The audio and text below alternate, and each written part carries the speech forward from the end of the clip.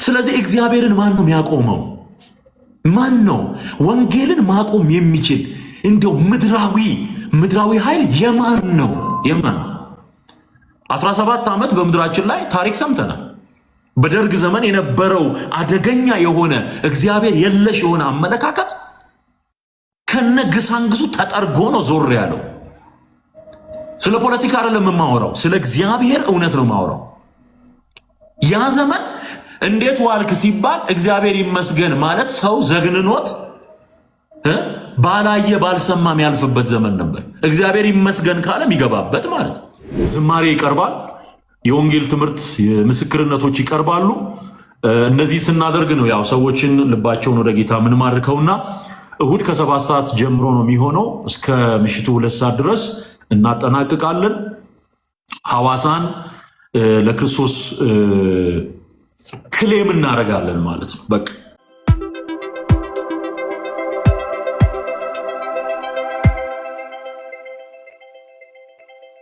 ትችላላችሁ፣ መጀመር እንችላለን። ክብር ለኢየሱስ ይሁን።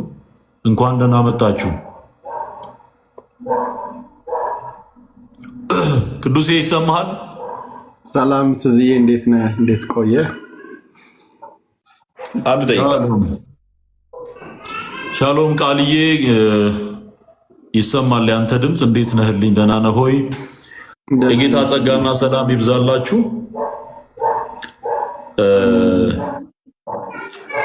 አሁን ለሚሰሙን ሰዎች ሰላምታ ስጥና ቃልዬ። እሺ፣ ሰላም ብያለሁ። ስላየው በድጋሚ ደስ ብሎኛል። አጋቦስ ወንድም ያጉዬ፣ ቅዱሴ፣ ከላይም 300 ሰዎች አያለው። ሁላችሁንም በጌታ ሰላምታ ማቅረብ ፈልጋለሁኝ። እንደገና ደግሞ ይህን ድል ስለሰጠን ዳግመኛ መገናኘት ስለሆነልን ጌታ የተባረከ ይሁን። መልካም ቆይታ ይሁንልን። አሜን አሜን። ተባረክ ቃልዬ፣ ጸጋ ይብዛልህ። አጋቦስ ሰላምታ ስጥ። እንዴት ናችሁ ሁላችሁም? ትዜ፣ ቃልዬ፣ ቅዱሴ እንዲሁም ደግሞ ታች ያላችሁ ሁላችሁም ቅዱሳን ሰላም ናችሁ ሆይ? እግዚአብሔር የተመሰገነ ይሁን። ቅዱሴ እንኳን ደህና መጣ እና ሁላችሁም ሰላም ናችሁ ወይ ብያለሁ። እግዚአብሔር ይባርካችሁ። ደግሞ እንቀጥላለን። ተባረክ ትዜ። አሜን አሜን። ማይክ ብቻ ሳይሆን ያው እንደ ቅዱሴ እናንተም ካሜራችሁን ትከፍታላችሁ ብዬ ተስፋ አደርጋለሁ። ያልከፈተ እያስታከልኩኝ ነው፣ ከፍታለሁ። ያልከፈተ ተኩስ ይከፈትበታል። እሺ፣ ያው ቃልዬ መጥቷል። ቅዱሴ እንኳን ደህና መጣ። ጌታ ኢየሱስ ዘመንህን ይባርክ። ሰላም ብላችሁ ሴታፔን እያስታከልኩ ነው፣ ከፍታለሁ። እሺ፣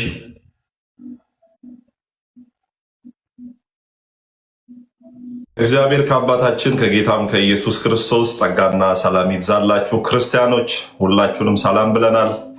ደግሞም ኦርቶዶክሳውያን፣ ሙስሊሞች፣ ጀሆቫ የትኛውም አይነት ቤተ እምነት ውስጥ ያላችሁ ደግሞ ሁላችሁንም ሰላም ብያለሁ። ጌታ ኢየሱስ ይባርካችሁ። ትዜንም ደግሞ ስለጋበዝከን ከአንተ ጋር ደግሞ የዚህ ትልቅ ፕሮግራም መሰናጃ ፕሮግራም ላይ ደግሞ አብረን በመቅረባችን በጣም ደስተኛ ነኝ በበኩሌ። ሻሎም። ተባረክ ቅዱሴ፣ ጸጋ ይብዛልህ። እንግዲህ እናነሳለን አንዳንድ ነገሮችን፣ ሲሪየስ የሆኑ ጥያቄዎች ምናንሸራሽራቸው አሉ። እንደዚሁም ደግሞ ከሰዎች የሚቀርቡ ጥያቄዎች ሊኖሩ ይችላሉ። እነሱንም አንድ ላይ እያያያዝን መጽሐፍ ቅዱሳዊ በሆነ የእግዚአብሔር ቃል በሚለው መሰረት ቆይታ እናደርጋለን። ወገኖች እዚህ ያላችሁ በሙሉ ወደ 361 ሰዎች ሼር አላደረጋችሁም፣ ሼር ይደረግ። ሁላችሁም ሼር አድርጉት። ሁላችሁም እንጸልያለን። አሁን ጸልየን ነው የምንጀምረው። አጋቦስን ወርዷል መሰለኝ። ቆይ አንድ ጊዜ እሱን እንትን ልበለው፣ ላስገባው መልሼ። የት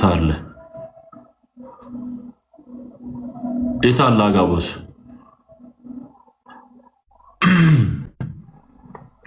እሺ አግኝቼዋለሁ። እሺ እሺ፣ አጋቦስ ገብተሃል አሁን? ኦኬ፣ እንጸልይና እንጀምራለን። ጌታ ኢየሱስ ዘመናችሁን ይባርክ። በጣም የሚገርም የሚደንቅ ጊዜ እንደሚኖረን ተስፋ አደርጋለሁኝ። በእግዚአብሔር መንፈስ ሆናችሁ አብረን እንጸልያለን። ክብር ለኢየሱስ ይሁን። ጻድቅና ቅዱስ እውነተኛው አምላካችንና አባታችን እግዚአብሔር ሆይ በጌታ በኢየሱስ ክርስቶስ በአንድ ልጅ ስም ከፍ ያለ ምስጋና የነፍሳችንን መገዛት፣ የስጋችንን መገዛት፣ የመንፈሳችንን መገዛት ለአንተ እናቀርባለን። በዚህ በሚኖረን የወንጌል ቆይታ ውስጥ አባት እግዚአብሔር ሆይ ያንተ ቃል ያንተ ሐሳብ እንዲስተናገድ ልትናገር የፈለግከውን በእኔም በወንድሞቼም እንድትናገር ለሕዝብ ጥያቄ መልስ የሚሆን የጥበብ ቃል የእውቀት ቃል ካንደበታችን እንዲወጣ ባሮችህን እኛን እንድትረዳን እንጸልያለን። ጊዜውንና ቦታውን ሁኔታውን ሁሉ አሳልፈን ለአንተ እንሰጣለን። ክብር ሁሉ ለአንተ ይሁን። መንፈስ ቅዱስ አንተ ሳታግዘው የመንግስትን ስራ ሊሰራ የሚችል ማንም የለም። ጸጋህ ነው ከዚህም በፊት የረዳን፣ ከዚህም በኋላ የሚረዳን ጸጋህ ነው። ጸጋህ ከኛ ጋር እንድትሆን በመገኘት እንድታረሰርሰን በጌታ በኢየሱስ ስም ጸለይን። ጊዜውን ቦታውን ሁኔታውን ሁሉ እኔንም ወንድሞቼንም የሚሰሙንን ሁሉ አሳልፈን ለአንተ ሰጠን በጌታ በኢየሱስ ስም አሜን። እሺ በአንድ ጥቅስ እንጀምራለን። ከዛ ቃልዬም ሐሳቦችን ያነሳል። የምንጀምርበት የመጽሐፍ ቅዱስ ክፍል አንደኛ ቆሮንቶስ ምዕራፍ 16 ቁጥር 9 ላይ ያለውን ቃል መነሻ በማድረግ እንጀምራለን። አንደኛ ቆሮንቶስ ምዕራፍ 16 ቁጥር 9 ላይ ስራ የሞላበት ትልቅ በር ተከፍቶልኛልና ተቃዋሚዎችም ብዙ ናቸው ይላል። ብዙ ናቸው እና በጣም መገረምበት የመጽሐፍ ቅዱስ ክፍል ነው። የጳውሎስን አገልግሎት ስናስብ እንደ አገልጋይ ራሳችንን የምናይበት መንገድ አለ። ማለት ራሱ ይሄ አሁን ያነበብነው ቆሮንቶስ 16 ቁጥር 9 ላይ ያለው ቃል በራሱ አገልጋይ ሲያነበው የሚረዳው ነገር አለ። ወንጌል የሚሰበኩ ምዕመናን ሲያነቡት ደግሞ የሚሰማቸው ስሜት አለ። እኔ ለአገልጋይ ይሄ በጣም ስፔሻል የሆነ ቨርስ ነው ብዬ አስባለሁ። ምክንያቱም ጳውሎስ የንግድ በር ተከፍቶለት አይደለም ይሄን የተናገረው። ጳውሎስ ይሄን የተናገረው የስኬት በር ተከፍቶለት አይደለም፣ የስልጣን በር ተከፍቶለት አይደለም። ይሄ ከአገልግሎት ጋር በቀጥታ የተገናኘ እግዚአብሔር በክርስቶስ ኢየሱስ ከተቤዠው በኋላ አዲሱን ጎዳና ከጀመረ በኋላ የሚያሳድደውን መንገድ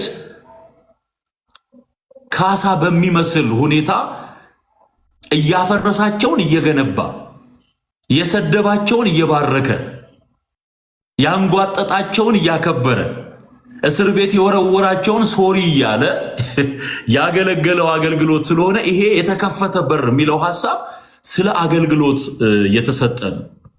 በሩ የአገልግሎት ነው። በሩ የወንጌል በር ነው።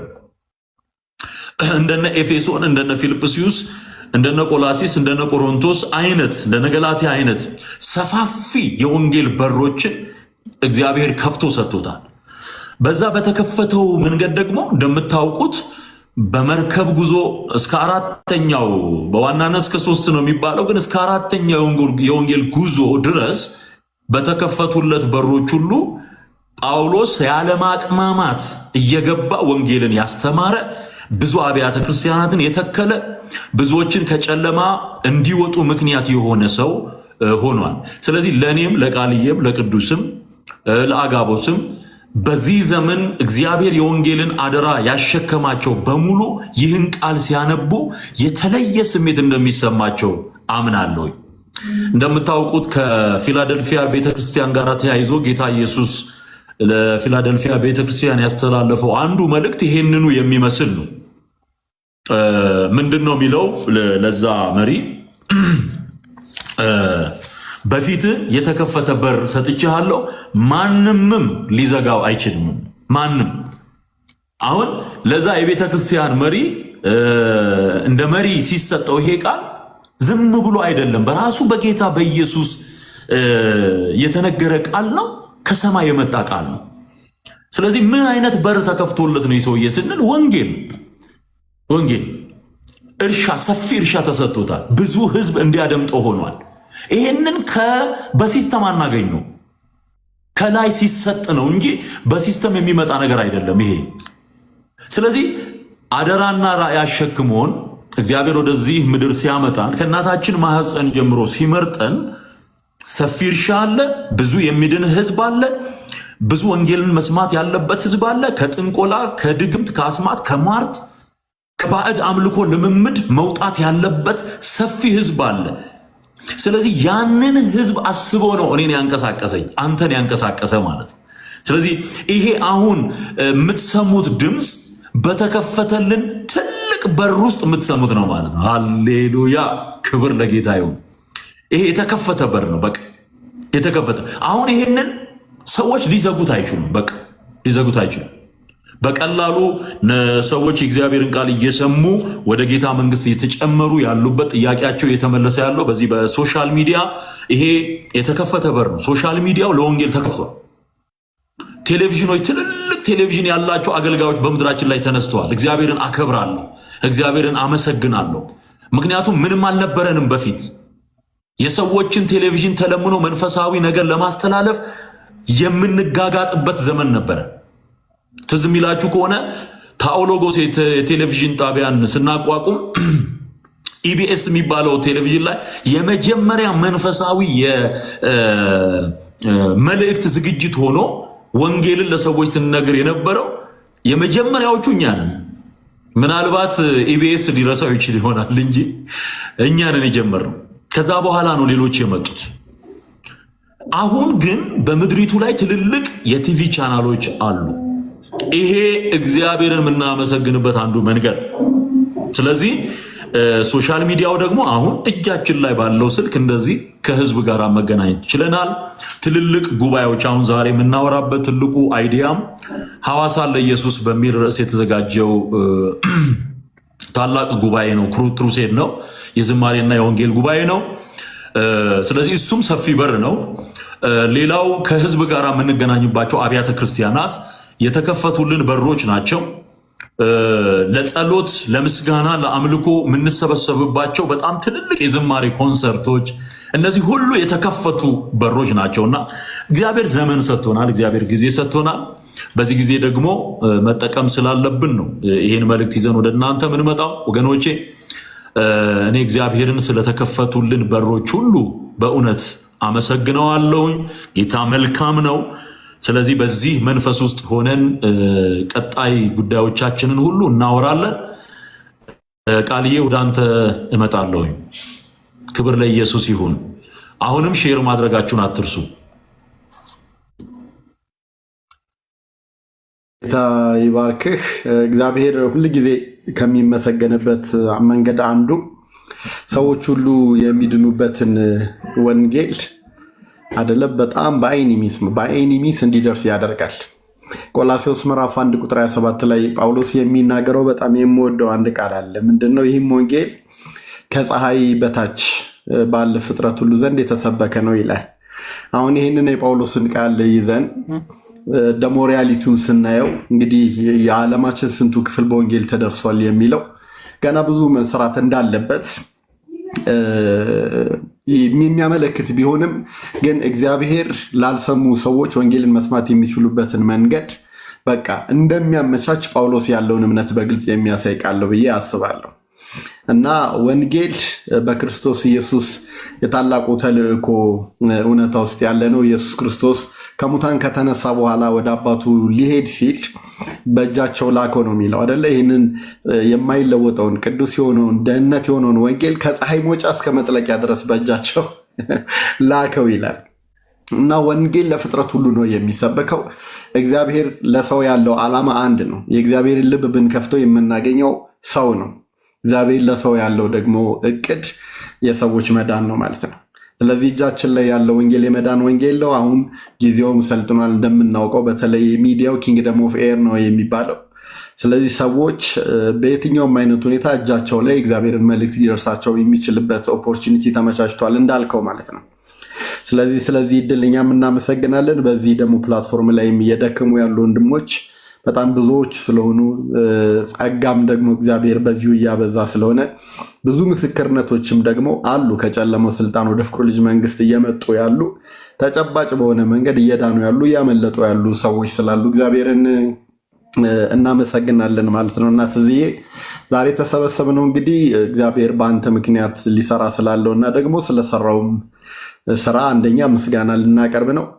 ሁለተኛ ደግሞ ከፊታችን ጥር 16 እና 17 ቅዳሜና እሑድ ማለት ነው በአዋሳ መስቀል አደባባይ አዋሳ ለኢየሱስ የሚል ታላቅ የወንጌል ክሩሴድ አዘጋጅተናል ማለት ነው እና በዛ ስፍራ ላይ መንፈስ ቅዱስ በኃይል እንዲሰራ ከምስጋና ቀጥሎ በኃይል እንዲሰራ መጨረሻ ላይ በጸሎትና በምልጃ የምንዘጋው ይሁንና ነገር ግን ከዛ መርሃ ግብር ወይም ከዛ ክሩሴድ ጋር በተያያዘ ለሰዎች ልንሰጠው የሚገባው መረጃ አለ ብለህ ይህንን ሐሳብ ካንተ በመጣው መሰረት በታላቅ ደስታ ቅዱሴም እንግዲህ ምናልባት አጋቦስም ትንሽ ኔትወርክ ያስቸገረው ይመስለኛል።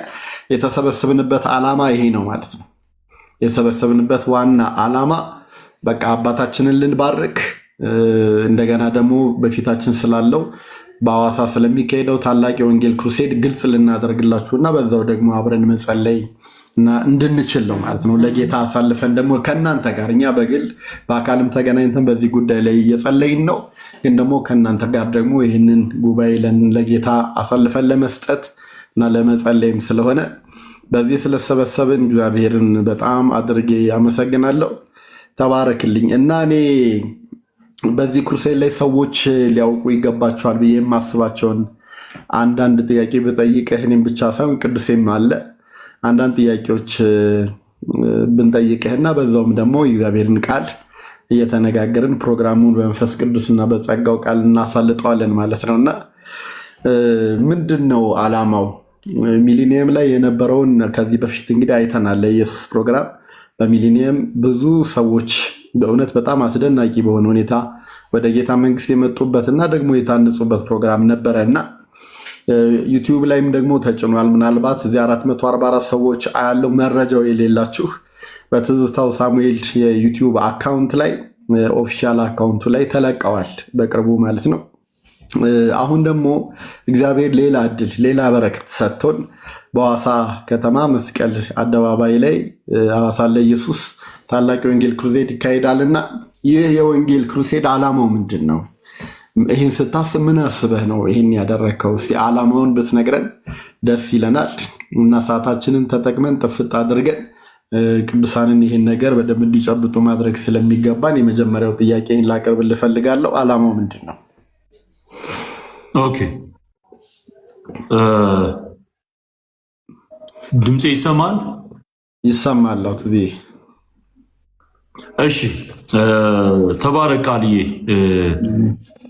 ዓላማው እንግዲህ ከዚህ በፊት በሚሊኒየም አዳራሽ በተዘጋጀውም ላይ የተናገርኳቸው ዋና ዋና የዚህ ጉባኤ ዓላማ ቋሚ ማለት ፐርማነንት ሆነው የሚቀጥሉ የማይቀየሩ ዓላማዎችና ራእዮች አሉት።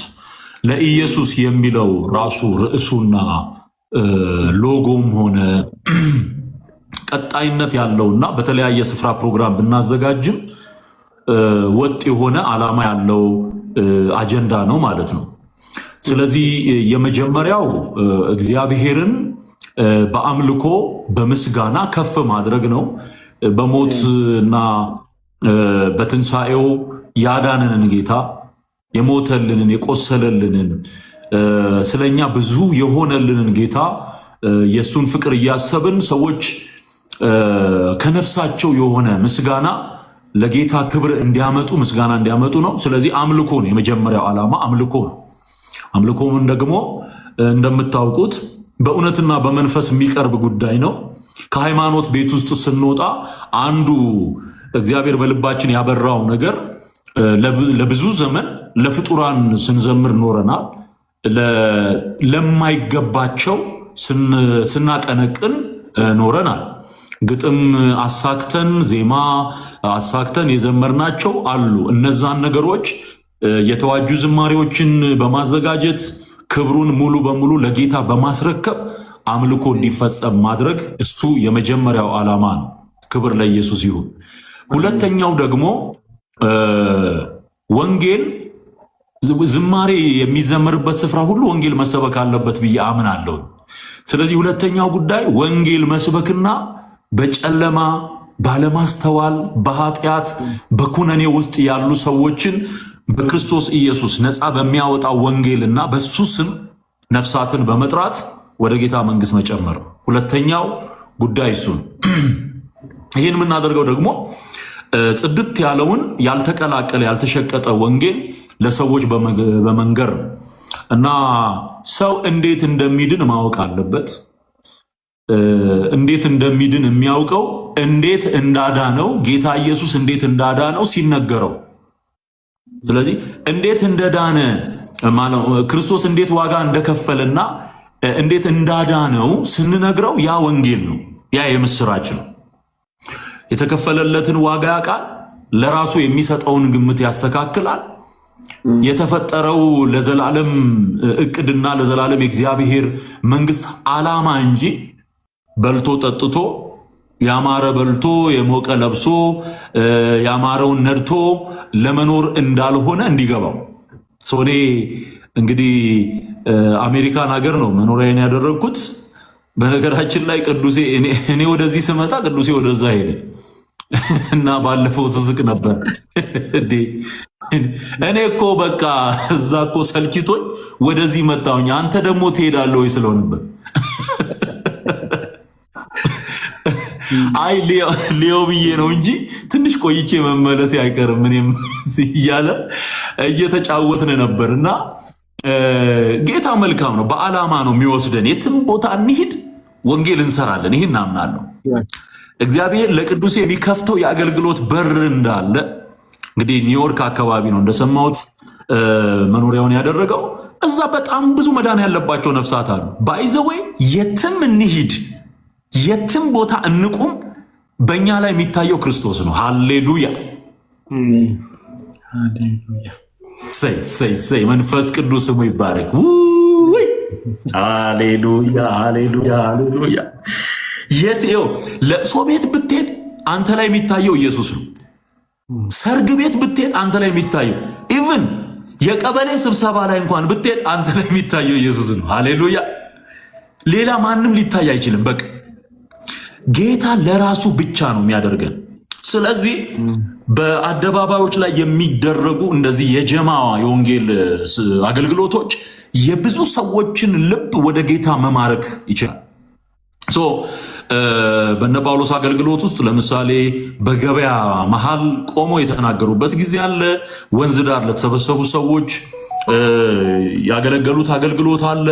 በትልልቅ ሰዎች ቤት እንደነ ቆርኔሌዎስ አይነት ቤት ውስጥ ለተሰበሰበ ብዙ ሕዝብ ወንጌል የተናገሩበት አጋጣሚ አለ እና በመቅደስ ፊት ለፊት ቆሞ የተናገሩበት ጊዜ አለ እና ቦታዎቹን ስናይ ብዙ ሕዝብ በአንድ ጊዜ በሚሰበሰብበት ስፍራ ወንጌልን መመስከር ትርፋማ ያደርጋል። ሁለተኛው የፕሮግራሙ አጀንዳ ብዙ ነፍሳትን በወንጌል መረብነት አጥምዶ ለጌታ መማረክ ነው ማለት ነው። ሶስተኛውና የመጨረሻው ግን እንደምታውቁት ጌታን ተቀብለው ግን ወደኋላ ያፈገፈጉ በተለያየ አይነት መንገድ ከቸርች የራቁ ተሐድሶ የሚያስፈልጋቸው በተለያየ አይነት ጥያቄና የሞራል ውድቀት ውስጥ ያሉ መመለስ የሚፈልጉ ግን ያቃታቸው በእንደዚህ አይነት ፕሮግራሞች ላይ እነዚህን ሰዎች የተሐድሶን መልእክት አስተላልፎ በክርስቶስ ኢየሱስ ንስሐ ገብተው ድጋሚ ወደ ጌታ እቅፍ እንዲመለሱ ማድረግ ሶስተኛው አጀንዳ ነው። ምክንያቱም የምናመጣውን ብቻ አይደለም ማየት ያለብን፣ ምንሰበስበውን ብቻ አይደለም። ብዙዎች ከተሰበኩና ወደ ጌታ መንግስት ከመጡ በኋላ በጣም አልባሌ በሆነ ህይወትና በፈረሰ ማንነት ውስጥ የሚኖሩ አሉ። ለነዚህ ሰዎች መልእክት ያስፈልጋል። ቸርች እንዳትል ቸርች አይመጡም፣ ትተዋል። ስለዚህ እንደዚህ አይነት የማነቃቂያ ፕሮግራሞች ሲኖሩ ይመጣሉ። አልቅሰው ከጌታ ጋር ኪዳናቸውን አድሰው ወደ ቤተ ክርስቲያን ወደ አገልግሎታቸው ወደ ጣሉት ነገር እንዲመለሱ ማድረግ ያስፈልጋል ማለት ነው። ያለውን ካላጸናን አዲስ ብናመጣ ትርጉም አይኖረውም። ስለዚህ እነዚህ ሶስት ዋና ዋና ጉዳዮች አሉ። የዘላለም ሕይወት ሚኒስትሪ በዚህ መልኩ በአዋሳ ምድር ላይ ይህንን ለመስራት ነው ያቀደችው። እሱን ደግሞ እናከናውናለን። ጌታ በተናገረን መሰረት ድል ይሰጠናል። እነዚህ ዓላማዎች እንዲሳኩ ደግሞ መጨረሻ ላይ እንጸልያለን ማለት ነው እና ይህን ይመስላል ቃል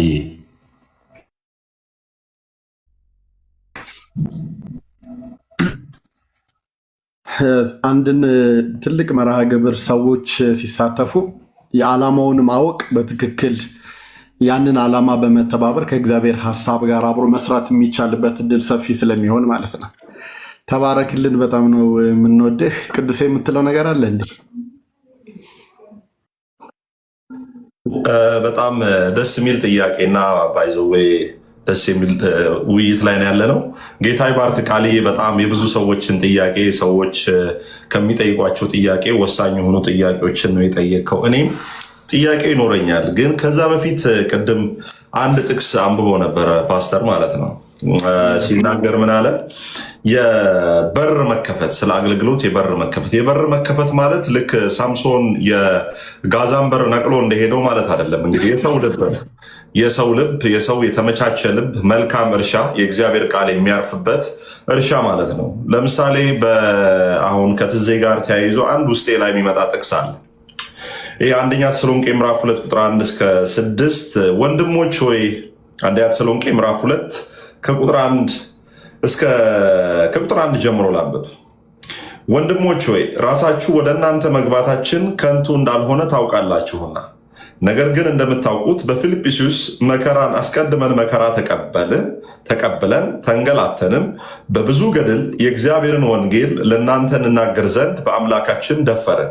ልመናችን ከስተት ወይም ከርኩሰት ወይም ከተንኮል አልነበረምና፣ ነገር ግን የወንጌልን አደራ ይሰጠን ዘንድ እግዚአብሔር የታመንን ሆነን እንዳገኘን መጠን እንዲሁ እንናገራለን።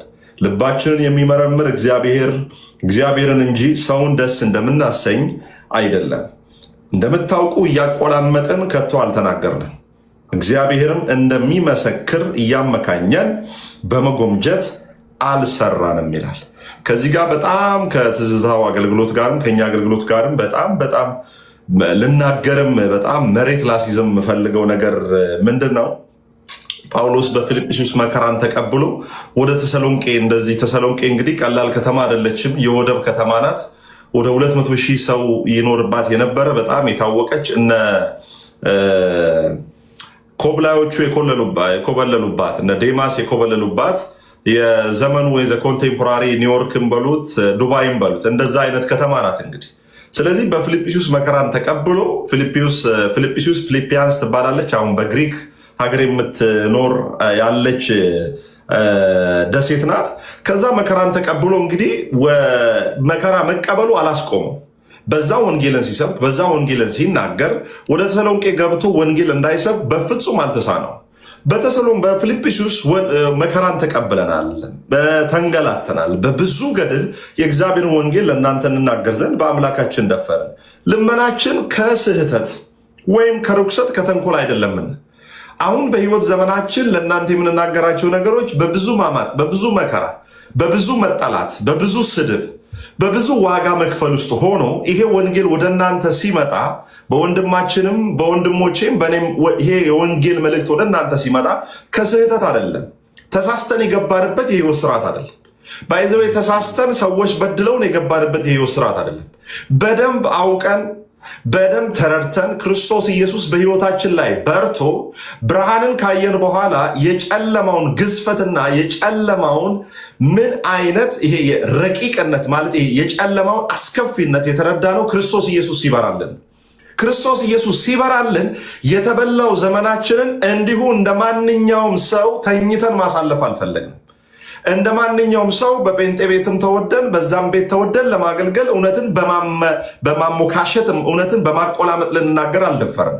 እውነትን ፊት ለፊት ውሸትን ፊት ለፊት በመጋፈጥ እውነትን ደግሞ ለሰው ልጆች ሁሉ የተደበቁ ለብዙ ሺህ ዘመናት የተደበቁ በወንጌል ላይ የተዋሹ ውሸቶችን በእግዚአብሔር ቃል ለመጥረግና ለመገርሰስ ነው ማለት ነው። ስለዚህ ይሄ ወንጌል ወደ እናንተ ሲመጣ እንደምታውቁ እግዚአብሔር አደራ ይሰጠን ዘንድ የታመነን ሆነን እንዳገኘን መጠን የምንናገረው ሰዎች አደራ እንደሰጡን መጠን አይደለም። አደራውን የሰጠን እግዚአብሔር ነው። የምንናገረውም ደግሞ በተሰጠን አደራ ልክ ነው ማለት ነው። ኦኬ፣ በተሰጠን አደራ ልክ ነው። ፊት ለፊት እንደምታውቁት አንዳንዴ ጥላቻ ያለን የሚመስል አይነት ነገር ሊመስላችሁም ይችላል። በፍጹም ጥላቻ የለንም። በዛ በየትኛውም አይነት ሰርክል ውስጥ ምንም አይነት ጥላቻ የለንም። አሁን የሰዎችን ለረጅም ጊዜ የቆዩ ውሸቶችን በእግዚአብሔር ቃል ስትመክቱ ጥላቻ ይመስላል። የራሳቸውን ነገር ስትነግሯቸው ስድብ ይመስላችኋል። እውነት ነው። ውሸትን ስታፈርስ፣ ለዘመናት የተገነቡ ውሸቶችን በእግዚአብሔር ቃል ስናፈርስ ጥላቻ ሊመስል ይችላል። ወንድሜ፣ የምንጠላው ከሰውየው ጀርባ ሆኖ የሚሰራውን ከመጽሐፍ ቅዱስ ውጭ ያለውን የውሸት ትምህርት ነው ማለት ነው። ከዛ በኋላ እንዲህ ይላል፣ እንዲሁ እንደምታውቁ እንዲሁ እንናገራለን፣ ልባችን የሚመረምር እግዚአብሔርን እንጂ ሰውን ደስ እንደምናሰኝ አይደለም። ይሄን በዚህ ጨርሰውና ወደ ጥያቄ ይገባል። ምንድን ነው የሚለው? ልባችንን የሚመረምር እግዚአብሔርን እንጂ ሰውን ደስ እንደምናሰኝ አይደለም። የትዝታውን ልብ የሚመረምረው እግዚአብሔር፣ የቃላምን ልብ የሚመረምረው እግዚአብሔር፣ የኔን ልብ የሚመረምረው እግዚአብሔር ነው። ለአንተ ራሳችንን እያስረዳን አንኖርም። የመረጥነው የወንጌል መንገድ እውነት ነው። ከብዙ ሰዎች ጋር ፊት ለፊት ሊያጋጨን ይችላል። እውነት ነው። ብዙ ሰዎች ፊት መጣላት ሊኖር ይችላል።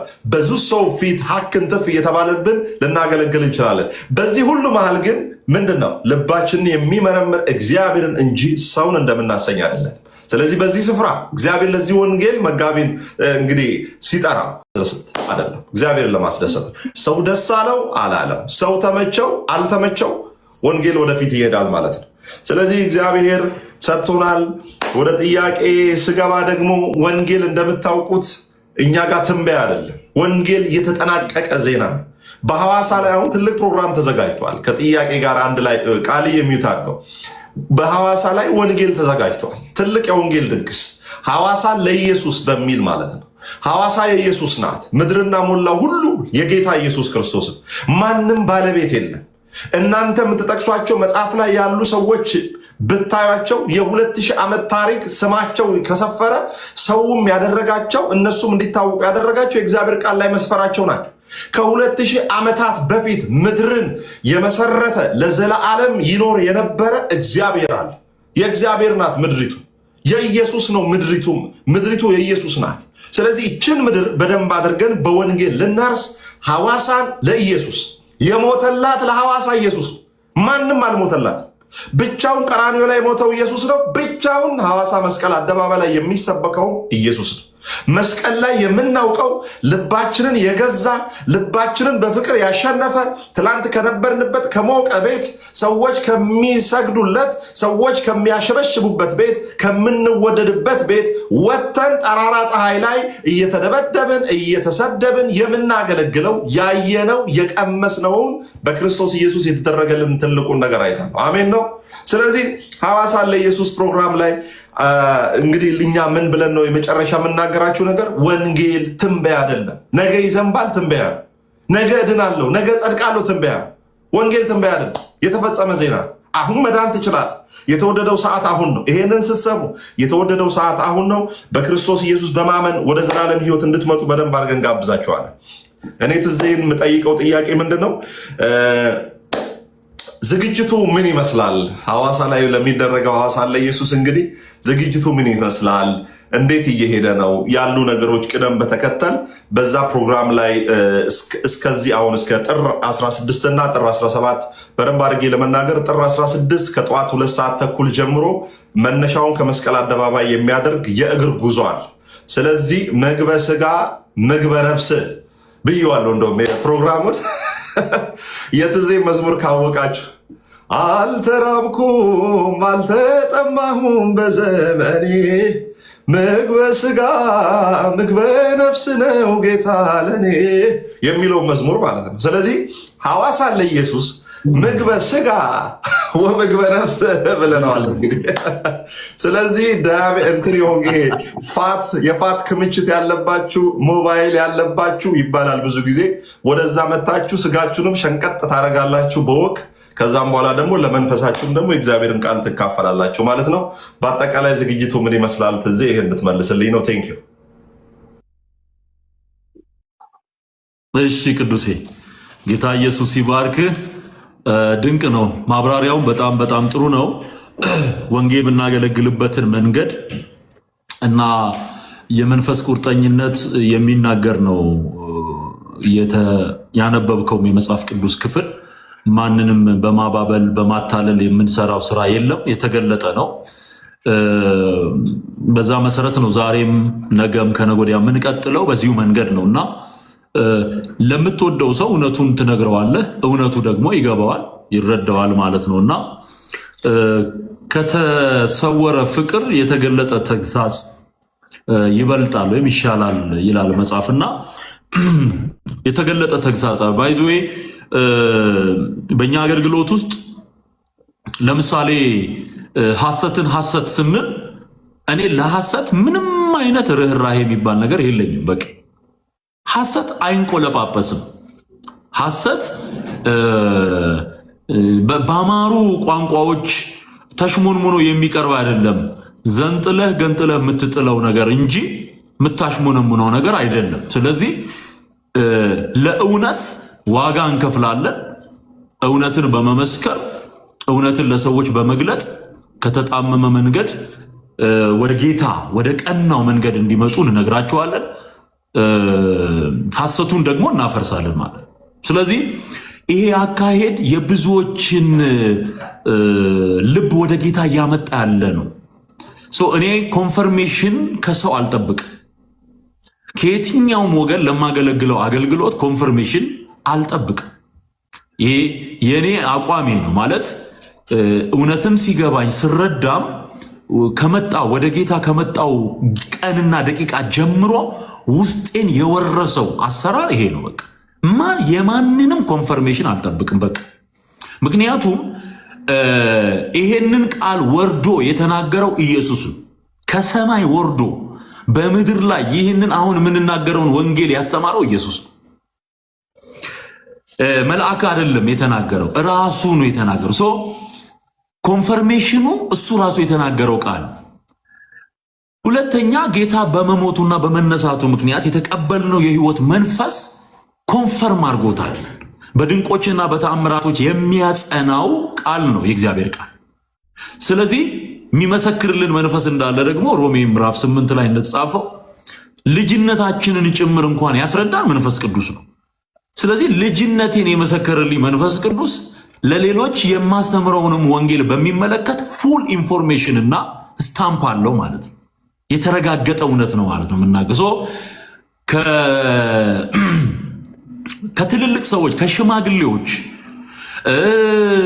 ከሃይማኖት ተቋማት ወይም ደግሞ በፖለቲካ ዓለም ካሉ ሰዎች የምንጠብቀው የሆነ የተለየ ሪኮግኒሽን የለም። በቃ የተቀበልነውን መናገር ያ ነው እምነትም ማለት። በነገራችን ላይ ያ ነው እምነት፣ ያ ነው ሞኝነት ነው እምነት። ስለዚህ ጌታን እንወዳለን። የምንወደውን ጌታ ስናገለግል የእሱ የሆነውን ቃል ለሰዎች እነግራለን። እሱ የሞተላቸው የተወደዱ ሰዎች ናቸው በምድር ላይ ያሉት። እግዚአብሔር ዓለሙን እንዲሁ ወዷል ነው የሚለው። ዓለሙ ሁሉ የተወደደ ነው። ባይዘወይ ይሄ ህዝብ የሚተራመሰው ድሃውም፣ ምስኪኑም፣ ሀብታሙም፣ ወፍራሙም፣ ቀጭኑም፣ አጭሩም፣ ረዥሙም ሁሉ የተወደደ ነው። ይህም መልእክት የምትሰሙ ወገኖች ጌታን ያልተቀበ አንቺ የተወደድሽ ነሽ፣ አንተ የተወደድክ ነህ። በቃ እኛ የተወደድን። ይሄም ፍቅር እንድትረዱ ነው ወንጌልን ምንሰብክላችሁ። ሰዎች ግን በዘመናት በተሰሩ የአጋንንት ተንኮል እና ሽረባዎች ምክንያት የሞተልሽንና የወደደሽን ጌታ ትተሽ ለሌሎች አማልክት እንድትገዥን ያደረገሽ ሐሰተኛ ትርክት ነው፣ ወንጌል አይደለም ይሄ። ስለዚህ ያንን እንገነጥለዋለን። ያንን መንፈስ፣ ያንን ሐሰት፣ ያልሞተልህን እንድትከተል ያደረገህን መንፈስ እሱን እንመተዋለን አሳድን። ወደ ሞተልህ ጌታ ግን እንድትመጣ እነግራለን ማለት ነው። እኔ ተወድጄአለሁ፣ አንተ ተወድሃል፣ አንቺ ተወደሻል። ይህን ፍቅር ግን አክሰብት ማድረግ መቀበል መቻል ግን የእናንተ ድርሻ ነው። ሰው አዋሳ የምንሄደው ይሄን ለማድረግ ነው። ይሄን የተወደድንበትን ፍቅር ሰዎች ማወቅ አለባቸው። ተጠልቻለሁ ብለው ተረስቻለሁ ብለው የሚያስቡ ምስኪኖች፣ የሚያነሳቸው ያጡ፣ በር ዘግተው ለብቻቸው የሚነፈርቁ በጣም ምስኪን ሰዎች አሉ። በእግዚአብሔር መንግስት ውስጥ ያላትን ቦታ ማወቅ አለባት ይቺ ነፍስ። በእግዚአብሔር መንግስት ውስጥ ያለውን ክብር ማወቅ መቻል አለበት ማንኛውም ሰው ማለት ነው። ይሄን ስናደርግ ነው ወንጌል እየሰራን ያለ ነው። ወንጌል ስለሆነ ሰው ማውራት አይደለም። ወንጌል ስለሆነ የሃይማኖት ተቋም ማውራት አይደለም። ወንጌል ስለ ኢየሱስ ማውራት ነው።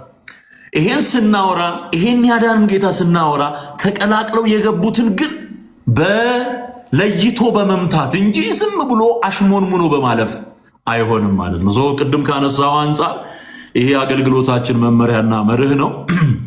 እግዚአብሔር ይባረክ። ዝግጅቱ ይመስላል ለሚለው ሐዋሳን በሚመለከት ባይዘወይ አንድ ነገር ጨምሬ ልለፍ። በዚሁ ሐዋሳ ያደግኩበት ምድር ለኔ ይሄ አገልግሎት በጣም የተለየ መንፈስ አለው፣ የተለየ ደስታ አለው።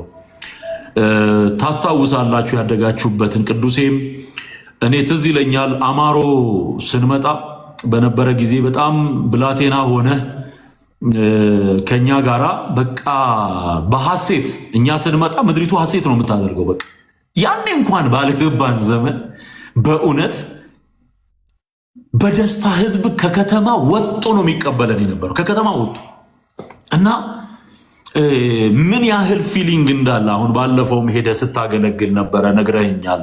እዛ ምድር ላይ ብዙዎች እንዲድኑ እግዚአብሔር አንተን ምክንያት አድርጓል። ቃልዬ ያደግክበት አካባቢ ጓደኞች ጋር ስትገናኙ የምታወሩት ነገር ምን ያህል ዲፕ እንደሆነ ጥልቅ እንደሆነ ታውቀዋል። እና ሐዋሳ ሲባል እኔ በቃ እንዲህ ስፔሻል የሆነ ስሜት ነው የሚሰማኝ፣ በጣም ያደግኩበት ስፍራ ስለሆነ ማለት ነው። እና እዛው ቤተ ክህነት የሚባል ትምህርት ቤት ነበረ። እንደውም ባለፈው በቅርብ ሄደን ነበርና ሐዋሳ ላይ ትልልቅ አስተማሪዎች ነበሩ። የአስተማሪዎቹን ስም ጭምር እየጠራ እከሌ እኮ አስተምሮን ነበር ምናምን ስል ይገረሙ ነበር አብረውኝ የነበሩ ትልልቅ ሰዎች እና እንዴ እሳቸውን ታስታውሳለህ ይሉኛል። እና በጣም የሚደንቅ ሚሞሪ ነው ያለኝ። እዛው ገዳሙ ጋራ ያለው ትምህርት ቤት ተምረን ከዛ ደግሞ ድቁና ለመማር ወደዛኛው ግቢ እንሻገር ነበር። አንድ አጥር ነው እንትን የሚለው እና በዛ ምድር ላይ እኔም ብዙ ትዝታ አለኝ። ብዙ ለወንጌል የከፈልነው ዋጋ አለ በዛ ስፍራ። አሁን ግን በዚህ ማንነት አዲሱ ሰው አዲሱ ትዝታው አስባችሁታል? በቃ ድሮ የነበረው ትዝታው ሌላ ሆኖ ወንጌል ይዞ ኢየሱስን ይዞ ያደግኩበት መንደር አለ። ዞሬ ስጸልይ ነበረ የሄድኩ ጊዜ እግዚአብሔር ለምድሪቱ ፈውስ እንዲያደርግ ብዙዎችን እንዲጠቀልል ስንጸልይ ነበር እየዞርንና በቃ ልቤ ይደሰታል። ይገርማችኋል። ልዩ ስሜት አለኝ በዚህ አጋጣሚ እንድታውቁትና ያሳደገኝ ህዝብ ነው ማለት ነው። የሐዋሳ ህዝብ ያሳደገኝ ህዝብ ነው። አብረን ያደግናቸው ደግሞ ብዙ አሁን በእኔ ዕድሜ ላይ ያሉ ከኔ ጋር አብረው ያደጉ ብዙ ልጆች አሉ። ለእነዚህ ሁሉ መልእክት ነው የሚሆነው ማለት ነው። ዝግጅቱን አጠናቀናል። የቀሩት ያው ቀኑ ሲደርስ የሚደረጉት ነገሮች ናቸው እንጂ ሙሉ በሙሉ በሚባል ደረጃ እግዚአብሔር ረድቶን ጸጋው ረድቶን ሞገስ ሆኖን ዝግጅቱ ተጠናቋል። የተወሰኑ ነገሮች ይቀራሉ። እንደምታውቁት እንደዚህ አይነት ክሩሴድ ሲዘጋጅ በጣም ብዙ የገንዘብ አቅም ይጠይቃሉ። እያንዳንዱ ነገር ከገንዘብ ጋር የተገናኘ ነው። ግን በቃ በእግዚአብሔር ምሕረት ነገሮች እየተሳኩ የሚያግዙንንም ሰዎች እየጠየቅን እውን ሊሆን ጥቂት ቀናት ነው የቀሩት ማለት ነው እና በማስታወቂያ ረገድ ቦታውን በሚመለከት ከገቨርንመንት ጋር ባለው አካሄድ ሕጉን በጠበቀ ሁኔታ ሃይማኖታዊ መብታችንን በመጠበቅ የሌሎችንም መብት በማክበር ሰላማዊ የሆነ የወንጌል አገልግሎት እናደርጋለን። ወንጌል የሚለውን ያለምንም ገደብ እንናገራለን። ወንጌል የሚለውን እናውጃለን። ሐሰት የሆነውን ደግሞ እናፈርሳለን። አካሄዱ እንደዛ ነው የሚሆነው። እንግዲህ ዋናው ነገር የሰዎች ተዘጋጅተው መጠበቅ ስለሆነ አሁን እኔ በአካባቢ ያሉትንም ከተሞች እጠራለሁ። ዲላ መጠራት አለባት ምናልፍባት። እኔ ሐዋሳ ካደግኩ በኋላ እስከ 7ኛ ክፍል ከዛ በኋላ አጼ ዳዊት የሚባል ትምህርት ቤት ዲላ ነው ከ7ኛ ክፍል ጀምሮ የተማርኩት እና ዲላዎች ይህን መልእክት እየሰማችሁ እንደሆነ ተስፋ አድርጋለሁ። ጩኮ፣ ይርጋለም፣ አፖስቶ፣ ወደዛ ደግሞ ቅዱሴ እንደምታውቀው ጨፌ አለ፣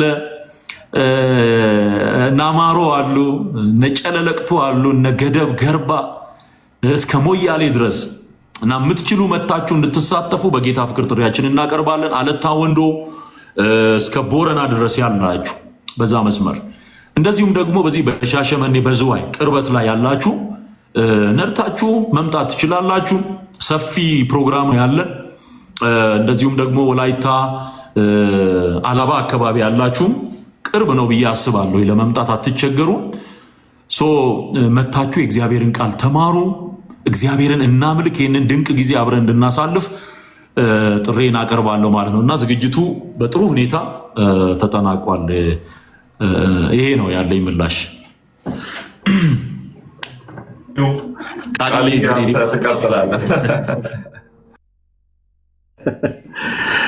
ትዜ ተባረክ። በጣም አዋሳ ልክ ነህ። እንግዲህ ያደክባት የተማርክባት አገር ናት። ኢየሱስ እንኳን መጀመሪያ ኢየሩሳሌምን ነው የደረሰው እና ናቹራል ነው። ከዛ በኋላ ነው የጸጋ ወንጌል ወደ አሕዛብ ምድር ሄደው። ስለዚህ መጀመሪያ አጠገባችን ላለው ለቤተሰባችንም አደል፣ ለወዳጆቻችን፣ ለጎረቤቶቻችን፣ ለጓደኞቻችን በጣም የወንጌል ባለ ዕዳ መሆን አለብን ብዬ አስባለሁ። ባይዘው እኛ የማንንም ጎፈር አናበጥርም። የተጠራ ነው የእሱን በጎነት ለመናገር ነው። አንደኛ ጴጥሮስ ምዕራፍ 2 ቁጥር 9 ላይ በግልጽ ነው የሚናገረው። የእግዚአብሔር በጎነት ደግሞ የተገለጠው በወንጌል ነው። ሁላችን እንደምናውቀው እግዚአብሔር በክርስቶስ ኢየሱስ ስራ ሕይወትንና ለመጥፋትን ወደ ብርሃን አውጥቷል ይላል ጳውሎስ። ስለዚህ ሕይወትንና ለመጥፋትን ለብዙዎች በጸጋው ቃል በጸጋው ወንጌል ማድረስ የኛ ኃላፊነት ነው። ምንም ሳይታለም የተፈታ ነው። እንዲሁም ብዙ ጊዜ እንዳለመታደል ሆኖ እግዚአብሔር አንተን ረዳ ቅዱሴም እኛንም በተወሰነ መንገድ ደግሞ ለዚህ የተሰጡ የተወሰኑ ሰዎችን ረድቷል ብዬ ነው የማስበው እንጂ እንደ ወንጌል አማኞች ብዙ ጊዜና ኃላፊነት እየተወጣን ነው ብዬ እኔ በግሌ አላምንም። የምናገኛቸው ሰዎች በሙሉ የኛ ዕዳዎች ናቸው ብዬ ነው ማምነው። የትም የምናገኘው ሰው ፖቴንሻል ሜምበራችን ነው እና ሰዎችን ስናገኝ እኔ ሰማይ አፋፋችንን ያህል ብዬ ነው የምጠብቀው። ልጄ ምን ይናገርልኛል ብሎ ሰማይ እኛን እንደሚጠብቅ ነው ሁል ጊዜ የማስበው ማለት ነው። እና የተጠራ ነው ለዚህ ትልቅ ዕዳ ነው። ይሄ ደግሞ ወንጌል አፋችን ላይ ያለው ወንጌል የመዳን ወንጌል ተብሎ ተጠልቷል። ዕዳ አለብኝና በወንጌል አላፍርም ብሏልና ጳውሎስ። ይሄ ዕዳ ከተሰማን ባለማፈር ይህን ወንጌል የማገልገል ግዴታ አለብን እና አንተም ይሄ ሸክም ከወደቀብህ ጊዜ ጀምሮ ያለማቋረጥ በተለይ ያንተ ደግሞ የአገልግሎት መልክ ይታወቃል። ትዝዬ በእውነት ቃል ላይ የሚነሳውን የሰው ትምህርት ይላል፣ የሰው ሀሳብ እናፈርሳለን፣ በክርስቶስን በመታዘዝ ሕሊናን ሁሉ ማረካለን የሚለው ቃል ላይ ወይም እንደ ሚሽን ስቴትመንት ሚሽን ስቴትመንት ነው የምለው እና እሱ ላይ ቆመህ ነውና የምታገለግለው። አሁን ይህንን ምስክርነት እየሰጠህን፣ በነገራችን ላይ ስለ አገልግሎት አይነት ምስክርነት እየሰጠህ መንፈስ ቅዱስ ወደ አይምሮ የአንድ ቃል ይልክ ነበር። ያ ቃል ምንድነው? ማቴዎስ 15 ቁጥር 9 ላይ ኢየሱስ የአይሁድን ትራዲሽን የተጫኑ ከህጉ የራቁ ኢቭን በሙሴ የተቀመጠውን ህግ እነሱ ስለወጋቸው ጨምረው ትክክለኛ ባልሆነ መንገድ የወስዱ የነበሩትን ፈሪሳውያን ኢየሱስ ክርስቶስ የተናገረው ነገር አለ። እነሱም ብቻ አይደለም፣ ኢቨን የእነሱንም እንኳን ትምህርታቸው የገሃነም ልጅ እንደሚያደርግ ኢየሱስ በማያሻማ ሁኔታ ተናግሯል። ግን እኔ በጣም የሚገርመኝ ኢየሱስ ከተናገራቸው ቃላቶች ውስጥ በጣም የሚገርመኝ አንዱ ቃል ይህ ህዝብ በከንፈሩ ወደ እኔ ይቀርባል፣ ልቡ ግን ከእኔ በጣም የራቀ ነው ይልና በሰው ትምህርትና ስርዓት እየተከተለ በከንቱ ያመልከኛል ይላል። በተለይ ዓለም ላይ ክፉ የሚሰራው ወይም ክፉ መንፈስ የሚሰራው በሁለት መንገድ ነው ብዬ ነው የማምነው በግሌ። የመጀመሪያው ሪሊጅን ነው፣ ሁለተኛው ደግሞ ኢግኖራንስ ነው። ሪሊጅን ላክ ኦፍ ኖሌጅ ነው። ይቅርታ፣ ኢግኖራንስ ላክ ኦፍ ኖሌጅ ነው። ባይ ዘ ዌይ ትዝዬ፣ ኢግኖራንስ ላክ ኦፍ ኖሌጅ ነው። ሪሊጅን ግን ላክ ኦፍ ኖሌጅ አይደለም፣ ሮንግ ኖሌጅ ነው። እውነትን ከውሸት ጋር እየቀላቀለ ነው የሚሰጥህ። ስለዚህ ኢየሱስ በሰው ትምህርትና ስርዓት እየተከተለ በከንቱ ያመልከኛል የሚለው አላመለከም እንዳትለው ያመልከኛል ብሏል። አምልኳል እንዳትለው ደግሞ ከንቱ ነው ብሏል። እና ከንቱ ነው የሚያደርግ ልብህን ያስተዋል፣ በአንደበትህ ግን ያለህ ነው የሚመስልህ። የጌታን ስም ትጠራለህ። ኢቭን ይሄ ባልዳነው ማህበረሰብ ብቻ ሳይሆን ኢቭን የዳኑ ውስጥም ራሱ የምታየው ነው አንዳንድ ጊዜ ማለት ነው። ስለዚህ ንጹህ የሆነውን የእግዚአብሔርን ሐሳብ ለማግኘት አንዳንድ ስህተት የሆነውን ነገር መገልበጥ የግድ ይሆናል ማለት ነው። ለዛ ነው ጳውሎስ በእግዚአብሔር እውቀት ላይ ከፍ ያለውን ይላል። በህይወታችን ውስጥ ከፍ ብሎ እንዲታይ ከፍ ብሎ እንዲገዛ የሚፈለገው የእግዚአብሔር ሐሳብ ነው ማለት ነው። ከፍ በእግዚአብሔር እውቀት ላይ ነው የሚለው። አያችሁ፣ ይሄ የዘላለም ህይወት የሚሰጠውን ጨለማ የሚገፈውን ክፉን ከህይወታችን የሚያወጣውን ያን የእግዚአብሔር እውቀት ላይ ከፍ የሚል የሰው ሐሳብ ነው የሚለው። እውቀት እንኳን አይለውም ጳውሎስ፣ ኢቭን ሐሳብ ነው የሚለው። ግን ሐሳብ ስለሆንም ደግሞ አይናቅም። ሐሳብ ማለት አእምሮ ውስጥ ያለ ጉልበት ማለት ነው። ሰው ከሚያስበው በላይ ከሚያስበው በታችም ሆኖ መኖር አይችልም። ሰው የሐሳብ ውጤት ነው። ስለዚህ የሰው ትምህርት የእግዚአብሔር እውቀት ላይ የሚገባ ከሆነ በትክክል የእግዚአብሔር ልብ ማግኘት አንችልም። ለዛ ነው ኢየሱስ በጣም አዝኖ ከተናገራቸው 7 ቃላቶች መካከል ይሄ ነው። በነገራችን ላይ ስነ መለኮት ምሁራን ሲያጠኑ ኢየሱስ በጣም አዝኖ የተናገራቸው በተለያየ የአገልግሎት ጊዜያት ውስጥ 7 ቃላቶችን ተናግሯል። አንደኛው ቃል ይሄ ነው። ይህ ሕዝብ ኢሳያስ በእውነት ተናገረ ይላል። ከኢሳያስ ነው ኮት ያደረገው። በአፉ ወደ እኔ ይቀርባል፣ ልቡ ግን ከኔ በጣም የራቀ ነው። በሰው ትምህርትና ስርዓት እየተከተለ በከንቱ ያመልከኛል ይላል። ስለዚህ ውሸት ራሱን በሶስት መንገድ ይገልጣል። እውነቱን ውሸት ያደርጋል፣ ውሸቱን ደግሞ እውነት ያደርጋል፣ ወይም ደግሞ እውነትና ውሸትን ይቀላቀላል። እንደዛ ነው የሚያደርገው። ኤፌሶን ምዕራፍ 4 ቁጥር 20 ላይ ስታነቡ ግን እውነት በክርስቶስ ኢየሱስ እንዳለ ታውቃላችሁ ወይም ተምራችኋል ይላል ጳውሎስ።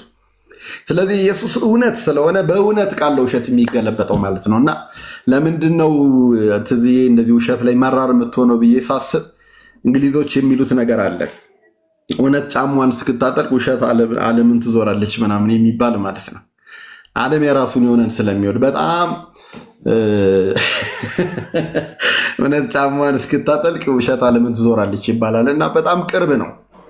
ዶሚናንት የሆነ በውሸት ዶሚናንት የሆነ የዚህ ዓለም አምላክ የማያምቱን ሰዎች ልብ የሚያሳውርበት ስርዓት ነው ውሸት ማለት።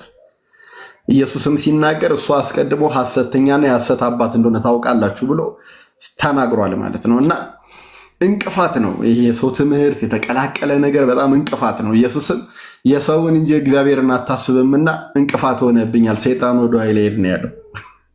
ኢቭን ጴጥሮስ መልካም ያሰበ መስሎት አትሙት ሲለው ጴጥሮስን ሳይሆን ከጴጥሮስ ጀርባ ያለውን አሰራር አየ ኢየሱስ። የሰውን እንጂ እግዚአብሔርን አታስብምና እንቅፋት ሆነብኛል፣ ሰይጣን ወደ ኃይል ሄድ ነው ያለው።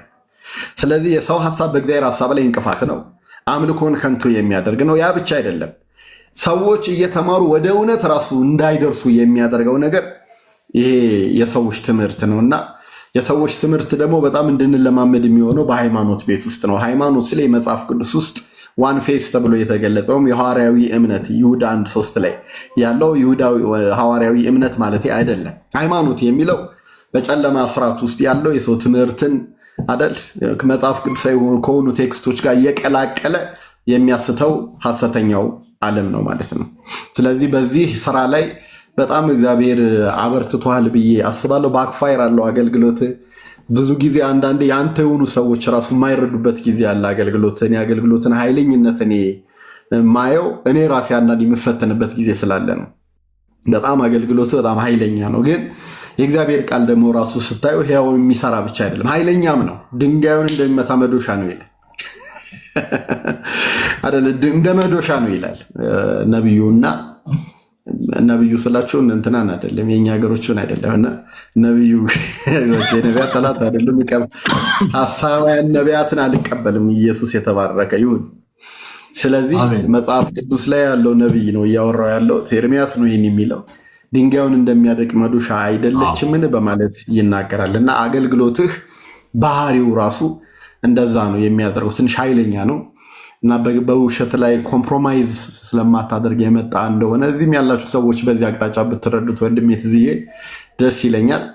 እዛ በተረፈ ደግሞ አጠቃላይ አገልግሎቱ መልክ ምን እንደሚመስል ኤክስትሪምሊ አንደርስታንድ ልታደርጉ የምትችሉበት መርሃ ግብር ብዬ ማስበው ከቲጂ ጋር የነበረ በተለይ ኒቆዲሞስ ሾው ከፍተኛም እይታ ያገኘው እሱ ያንተ ኢንተርቪው ነው። ባይዘዌት እዚህ ኒቆዲሞስ ሾው ላይ እንዲሁም ፒንድ አድርገው ነበር። እሷ በጣም ብዙ ተመልካች ያለው ኢንተርቪው እሱ ነው። ስለዚህ እሱን ኢንተርቪው ብትመለከቱት አጠቃላይ ብዙ ጥያቄ ያለባችሁ ሰዎች የትዝዬን አገልግሎት ከመረዳት አንጻር ትልቅ አስተዋጽኦ ያደርግላቸዋል ብዬ አስባለሁ። እግረ መንገዴን በተናገርከው ነገር ላድምቅ ብዬ ነው። ሌላው ጥያቄ ለምንድን ነው አሁን ብዙ ጊዜ እንደ አዝማች ቃላቶችን እንጠቀማለን። ክሩሴዶች ሲዘጋጁ፣ ኮንፈረንሶች ሲዘጋጁ ያ ኮንፈረንስ የሚታወቅበት የራሱ ስያሜ ይኖረዋል።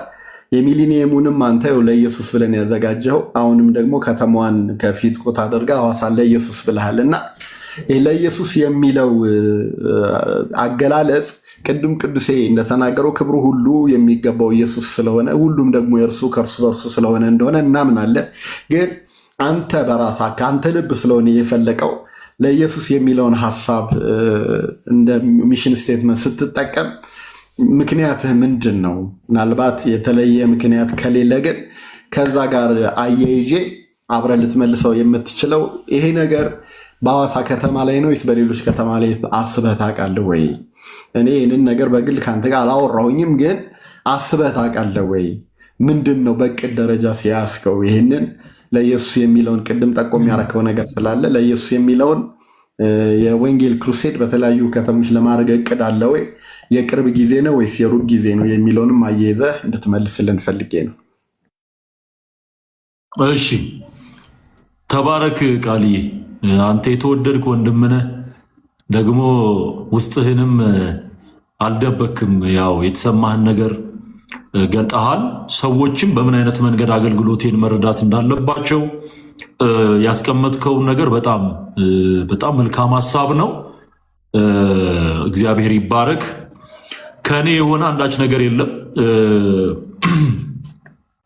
እስራኤልን የምትገለባብጥ አንተ ነህ ወይ ያለው ኤልያስን ሲያየው ንጉሱ እና ይሄ መገለባበጥ የኤልያስ ባህሪ ባይዘው እኔ የኤልያስ መንፈስ አግኝቶኛል ብዬ ነው ማምነው እና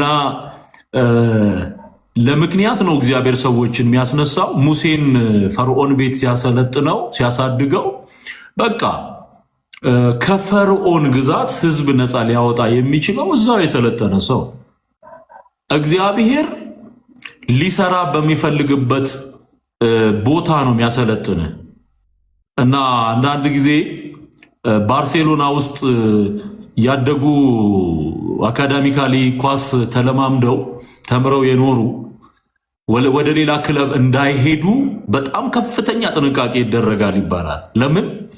የባርሴሎናን ያጨዋወት ስልት ስለሚያውቁ በብዙ ሜዳዎች ላይ ባርሴሎና እንዲሸነፍ ምክንያት ሊሆኑ ይችላሉ ተብሎ ስለሚገመት ነው። እና እግዚአብሔር ሙሴን በፈርዖን ቤት ያሰለጠነበት ምክንያት በውሃው ሄዶ የፈርዖን ልጅ አግኝታው በቤት ውስጥ አድጎ ስርዓትንና ሊደርሺፕ ሰልጥኖ ነው የወጣው። ከዛ ደግሞ ቁርጠኝነት አለ፣ የተሰራ ስነ ልቦና አለ እዛ ውስጥ እና እግዚአብሔር ረቂቅ ነው አሰራሩ በጣም። ስለዚህ ነፃ ሊያወጣ ህዝቡን ሲመርጠው እግዚአብሔር ያን ቀን አይደለም ብዬ ነው ማምነው። እኔ ሙሴን እግዚአብሔር የጠራው ቀን አይደለም የመረጠው፣ ከእናቱ ማህፀን ሲወጣ ነው የመረጠው ብዬ ነው ማምነው። ምክንያቱም እድገቱ በሙሉ በዚሁ ራእይና ዓላማ ውስጥ እንዲያድግ ነው እግዚአብሔር ያደረገው እና ሌሎችንም በጣም ብዙ ምሳሌዎችን ከዚሁ መምዘዝ ይቻላል። ግን የኔም ህይወት እንደዛ ነው። ጳውሎስን ወደ አዲስ ኪዳን ስንመጣ ጳውሎስ ከገማልያል እግር ስር ቁጭ ብሎ የአይሁድን ትምህርት ከሀ እስከ ፐ ያጠና ሰው የሚናገረው ነገር ኮንቴንት ያለው ነገር ነው፣ ያውቀዋል። ስለዚህ ለዛ ህዝብ መድረስ የሚችለው እሱ ነው።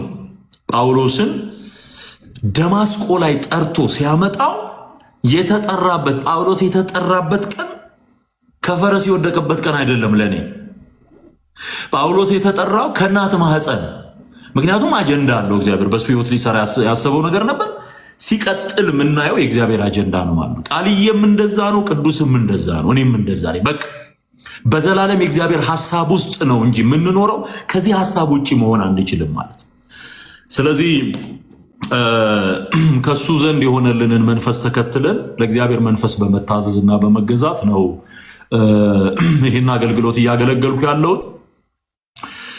በነገራችን ላይ ለኢየሱስ የሚለውን ጥያቄ የመጀመሪያውን ጥያቄ ስትጠይቀኝ በቃ ወደ አይምሮዬ በጣም ብዙ ጥቅሶች ይመጡ ነበር። ታውቃለህ፣ እየጠየከኝ ብዙ ጥቅሶች ወደ አይምሮዬ ይንደረደራሉ።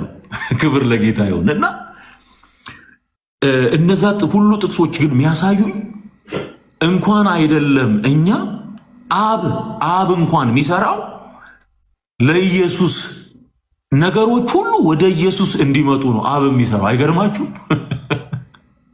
እና ጥቅሶች መጡ፣ በጣም ብዙ ጥቅሶች መጡ። ለምሳሌ ፍርድን ሁሉ ለወልድ ሰጠው። አብ በአንድስ እንኳን አይፈርድም። ፍርድን ጠቅልሎ የሰጠው ለኢየሱስ። በቃ አብ በአንድስ እንኳን አይፈርድም ነው የሚለው። አብ የሰጠኝ ወደ እኔ ይመጣል አለ ጌታ። ስለዚህ አብ እየሰጠ ያለው ለማን ነው ማለት ነው? ለኢየሱስ ነው ማለት ነው። በቃ ለኢየሱስ። እኔ አሁን ከዚህ በፊት ተናግሬ ሰምታችሁት ሊሆን ይችላል። እኔ አሁን የተለመደው ኢየሱስ ነው ስጦታችን፣ ኢየሱስን ከአብ ዘንድ ተቀብለነዋል ነው እምነታችን። ይሄ ትክክል ነው። አብ ሰጪ ነው፣ ወልድ ስጦታ ነው፣ እኛ ተቀባይ ነው። ይሄ አንዱ ትሩዝ ነው። ሁለተኛው ትሩዝ ሰዎች ማያስተውሉት እኔ ራሴ ለክርስቶስ ስጦታው ነኝ። ሃሌሉያ። ቃልዬ የኢየሱስ ስጦታ ነው። ቅዱሴ የኢየሱስ ስጦታ ማለት አብ እኔን አንስቶ ለኢየሱስ ሰጥቷል። ማክራዲያቦስ ሃሌሉያ። እዚህ ውስጥ ያላችሁ ክርስቲያኖች ይህን መልእክት የምትሰሙ እግዚአብሔር አንተን አምነ ዳግመኛ የተወለድክ መሆኑን እርግጠኛ ከሆንክ መንፈስ ቅዱስ የሚመሰክርልህ ከሆነ አንተ የኢየሱስ ስጦታ ነው። አብ ስጦታ አድርጎ አንተን ለኢየሱስ ሰጥቷል። ስለዚህ ኢየሱስ እኔን ስጦታ ተቀብሏል ማለት ነው። እኔ ብቻ አይደለሁም እሱን የተቀበልኩት፣ እሱ ራሱ እኔን ተቀብሎኛል። ስጦታው እኔ ማለት ነው። እሱ ፕሪሺየስ ጊፍት ነው። ተገዳዳሪ ተወዳዳሪ የሌለው የመጨረሻው ስጦታ ነው ኢየሱስ። እኔም ለኢየሱስ የመጨረሻ ስጦታ ነው። ሃሌሉያ። አይደራደርም። አሁን በእኔ ጉዳይ ኢየሱስ አይደራደርም። በአንቺ ጉዳይ ኢየሱስ አይደራደርም።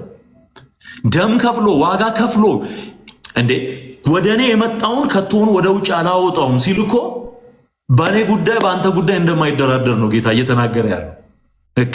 ለዘላለም ሰኪውርድ አድርጎ የሚያኖረን እሱ ነው ማለት ነው። ስለዚህ ነገሮች ሁሉ ለኢየሱስ ናቸው።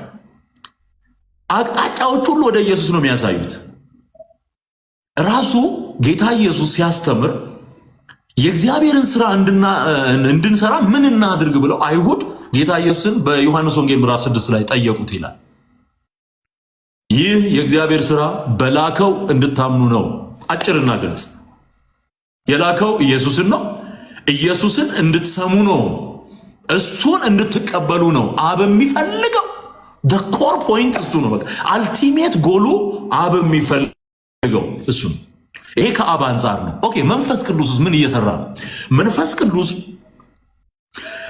አንደኛ ክርስቶስ ኢየሱስን አምነን የዘላለምን ሕይወት እንድንወርስ እየወቀሰ እየመለሰ እየቀደሰ የሚሰራው ማን ነው? መንፈስ ቅዱስ። ወደ ማን ነው የሚያመጣን ስንል ወደ ኢየሱስ ነው። ሃሌሉያ። ኢየሱስ እንዲከብር ነው መንፈስ ቅዱስ እየሰራ ያለው። በነገራችን ላይ መንፈስ ቅዱስ በሚሰራበት ስፍራ ሁሉ ኢየሱስ ይከብራል። የትኛውም የቤተ ክርስቲያን ጉባኤ፣ የትኛውም ህብረት መንፈስ ቅዱስ የሚሰራባት ከሆነ በዛች ህብረት ውስጥ ኢየሱስ ከፍ ብሎ ነው የምታየው። በቃ ገኖ ነው የምታየው። የሱ ሽታ ነው የሚሸት። የሱ ስም ሲከብር ነው የምታየው። የሱ ማዳን ሲነገር ነው የምታየው። ሰዎች ከኢየሱስ ውጪ በሆነ መንገድ የሚሄዱት መንፈስ ቅዱስ ከሌላቸው ነው። መንፈስ ቅዱስ ባለበት ስፍራ ኢየሱስ ይከብራል።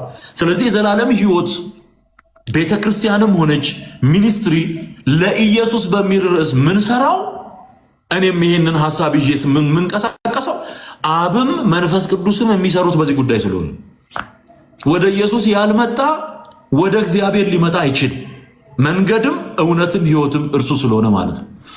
ሌላው እንደምታውቁት ከዚህ ወጣ ብለን ደግሞ ስናይ በምድራችን ላይ ያለው አንዱ ተግዳሮት የኢየሱስ የሆነን ነገር ለፍጡር መስጠት አባዜ። ይሄ በጣም አደገኛ የሆነ ምድራችንን በእርግማን ያስጎበኘ አሰራር ነው። መጽሐፍ የሚነግረን መድኃኒት ኢየሱስ እንደሆነ ያለ መድኃኒት ኢየሱስ እንደሆነ ነው። በምድራችን ላይ ለዘመናት የተሰበከው የሐሰት ትምህርት ግን ሌሎች እንደሚያድኑ ነው እየተነገረ ያለው። ስለዚህ ይሄ ቀጥታ ከማ ጋር ይጋጫል? ከወንጌል እውነት ጋር ይጋጫል። አያችሁ? ስለዚህ መዳን በኢየሱስ ስለሆነ ለኢየሱስ የሚለው ኮንሰፕት ድነትን፣ የድነት ትምህርትን፣ መሰረታዊ የሆኑ እውቀቶችን በሙሉ ለክርስቶስ ማስረከብ፣ ትምህርቶቹን ከፍጡራን አንደበት ነጥቆ ወደ ክርስቶስ ማምጣት፣ ነፍሳትን ለሌሎች የተገበሩ ነፍሳትን ለክርስቶስ መማረክ ነው። እውነት እናስመልሳለን፣ ዝማሬ እናስመልሳለን፣ ነፍሳት እናስመልሳለን። ለማ? ለኢየሱስ። ስለዚህ አዋሳ ላይ ስንሄድ አዋሳን ለኢየሱስ ነው የምንለው። ዲላ ላይ ስንሄድ ዲላን ለኢየሱስ ነው የምንለው። አርቤጎና ስንሄድ አርቤጎና ለኢየሱስ ነው የምንለው። ወደፊት ባህር ዳር ላይ ስንሄድ ባህር ዳርን ለኢየሱስ ነው የምንለው። መቀሌ ስንሄድ መቀሌን ለኢየሱስ ነው የምንለው። ወለጋ ላይ ስንሄድ ወለጋን፣ ነቀምትን ለኢየሱስ ነው የምንለው። በአራቱም የኢትዮጵያ ማዕዘናት እግዚአብሔር ባገዘንና በረዳን መጠን ስንሄድ የምንቀኘው ቅኔ ይሄ ነው፣ ለኢየሱስ ነው የምንለው ማለት። ስለዚህ ገናንነት፣ ክብር፣ ስልጣን፣ ሞገስ የሚገባው ደግሞ ኢየሱስ፣ ምስጋናውም ለሱ ይሆናል ማለት ነው። መጨረሻ ላይ ሰማይ እንኳን ሲዘመር ከነበረው ዝማሬ መካከል አንዱ በሰማይ ያሉት መላእክት 24ቱ ሽማግሌዎች እያወለቁ አክሊላቸውን እያወለቁ እግሩ ስር ዙፋኑ ስር እያስቀመጡ ይገባሃል እያሉ የሚሰግዱለት በጉን ለበጉ ክብር ይሁን እያሉ ሃሌሉያ። ስለዚህ ምስጋና ተጠቅልሎ ለኢየሱስ ይቀርባል። ስለዚህ ነገሮችን ሁሉ ልክ አብ እንዳደረገው መንፈስ ቅዱስ እየሰራ እንዳለው ወደ ክርስቶስ ሰዎች እንዲመጡ በዚህ ዓላማና ራእይ ነው ለኢየሱስ ብለን እየሰራን ያለ ነው። አያይዘህ የጠየቀኝ ጥያቄ አለ፣ በሌሎችም ሀገሮች ላይ የሚሰራ ነው ወይ የሚል ነው። ቀጣይነት ያለው ነው፣ እንደ ቱር ነው ማለት ነው። አሁን እኮ ኦልሞስት 3 ቦታ እንደተደረገ ነው ምን ቆጥረው። ምክንያቱም ቦዲቲም ላይ ከቦዲቲ አብያተ ክርስቲያናት ጋር በመተባበር በቦዲቲ ስቴዲየም በጣም ትልቅ ዝግጅት ነው የነበረው። በጣም እግዚአብሔር ረድቶናል። ወደፊትም እዛ አካባቢ ካሉ አብያተ ክርስቲያናት ጋር ህብረት በመፍጠር ፕሮግራሙን በማዘጋጀት ወጪዎችን በመጋራት ኃላፊነቱን በመጋራት ሎካሊ ካሉ ቸርቾች ጋር፣ ምክንያቱም ለምሳሌ የዘላለም ሕይወት ሚኒስትሪ አሁን አዋሳ ላይ ሲሰራ የሚድኑትን ነፍሳት አዋሳ ላሉ አብያተ ክርስቲያናት አደራ ሰጥቼ ነው የምመለሰው። እነዚህ ነፍሳት ጌታን ተቀብለዋል። የህይወት ብርሃን ቤተክርስቲያን ወይ አማኑኤል ህብረት ቤተክርስቲያን እዛ አካባቢ ያሉ አብያተ ክርስቲያናት ሙሉ ወንጌልም ይሁን ቃለ ሕይወት ለሚቀርባቸው እነዛ ነፍሳት የዳኑት ነፍሳት የሚቀርባቸው ህይወት ብርሃን ከሆነ ህይወት ብርሃን ነው የሚሄዱት። ጤናማ አስተምህሮና ጤናማ አምልኮ ወዳላቸው አብያተ ክርስቲያናት እናልከኝ ቃልዬ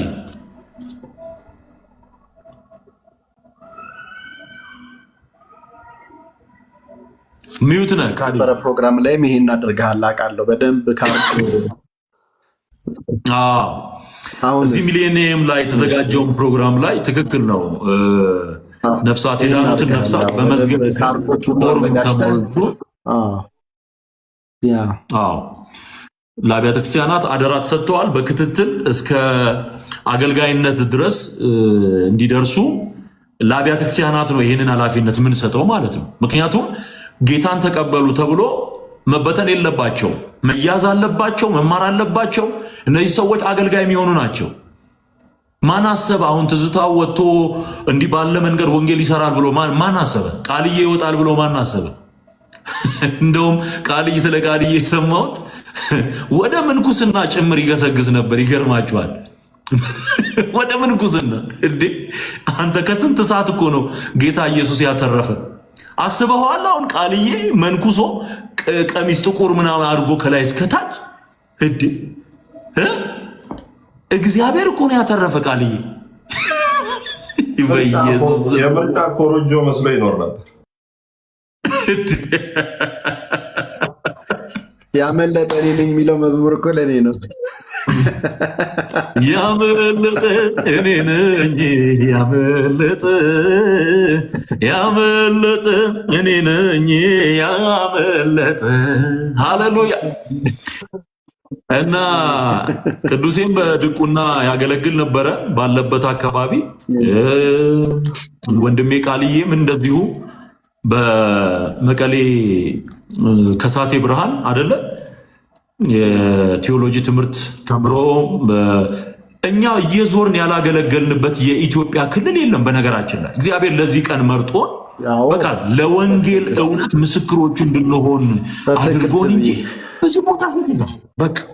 ስለዚህ እግዚአብሔር ይህንን እድል ከሰጠን ሌሎቹንም ከተሞች እንደርሳለን ማለት ነው። ነገ አይከፈቱም የተባሉ በሮች ሁሉ ይከፈታሉ። እኔ ከዛሬ 3 ዓመት በፊት በእግዚአብሔር መንፈስ ሆኜ ሳገለግል እዚሁ ላይቭ ላይ ጌታ አሳልፎ ሰሜኑን እንደሚሰጠን ስናገር ነበር። አሁን በቅርብ የምንሰማቸው ዜናዎች አስገራሚ ናቸው። እኔ ምንም የራሴን አገልግሎት ከፍ ለማድረግ አይደለም፣ ክብሩ ለእግዚአብሔር ተጠቅልሎ ይግባ። በእውነት ሰው ከራሱ አንቅቶ መናገር አይችልም። በተለይም መንፈስ ቅዱስ በምድሪቱ ላይ ሊሰራ ያቀደውን ነገር ለአገልጋዮቹ ይገልጣል ብዬ አምናለሁ። የትንቢት መንፈስ፣ የኢየሱስ መንፈስ የትንቢት መንፈስ ነው ብዬ ነው ማምነው። ከ3 ዓመት በፊት በኃይል ነው የእግዚአብሔር መንፈስ ሲናገር የነበረው። ቪዲዮዎቹ ስላሉ ምንም ችግር የለውም። ባይዘወይ እንዲሁ እንደ ቀልድ የታለፉ ነበሩ። አሁን ግን ነገሮች የተገለጡ ሲመጡ ሰዎች ቪዲዮዎችን ወደኋላ እየተመለሱ ማየት ጀምረዋል። ዚስ ታይም ማለት ነው እግዚአብሔር ይናገራል። የተከፈቱ በሮች ወደፊትም ዝግ ነው። እዛ አካባቢ እንዴት ወንጌል ይሰበካል? ወንድሜ እንደ ኢየሩሳሌም አይነት ዝግ የለም። በዘመኑ የሮም መንግስት የነበረበት የሮም መንግስት እነ ኔሮ የነበሩበት ዘመን ይኖ አንገት የሚቀነጥሱ የነበሩበት ዘመን ነው። ቆዳ የሚገፉ የነበሩበት ዘመን። ያኔ እንኳን ወንጌል አልቆመም። ዝግ ነው ተብሎ የምናስበው ነገር ሁሉ አሁንም እናገራለሁ በጌታ በኢየሱስ ስም ይበረገዳል፣ ይከፈታል። እግዚአብሔር በምድሪቱ ስፋትና ርዝመት ወንጌልን የሰደድ እሳት አድርጎታል። ማንም ሊያቆመው እስከማይችል ድረስ የሶምሶም ቀበሮች ላይ ጅራታቸው ላይ እሳት ታስሮ በፍልስጤም እርሻዎች መካከል ተለቀው ያንን እንደበሉት በእሳት የኃጢአትን እርሻ የሚያቃጥል የእግዚአብሔር የወንጌል ክብር እሳት ምድሪቱን እንደሚበላ በዚህ እርግጠኛ ሆኜ ነው የምናገረው። በሮች ይከፈታሉ። ሃሌሉያ። አይደፈሩም የተባሉ ሁሉ እንዴ ማን ነው እግዚአብሔር ማንን ይፈራል? እስቲ ንገረኝ። ቴልሚ እግዚአብሔር የሚፈራው ማንን ነው? የትኛውን ነው ፈርቶ የሚያቆመው?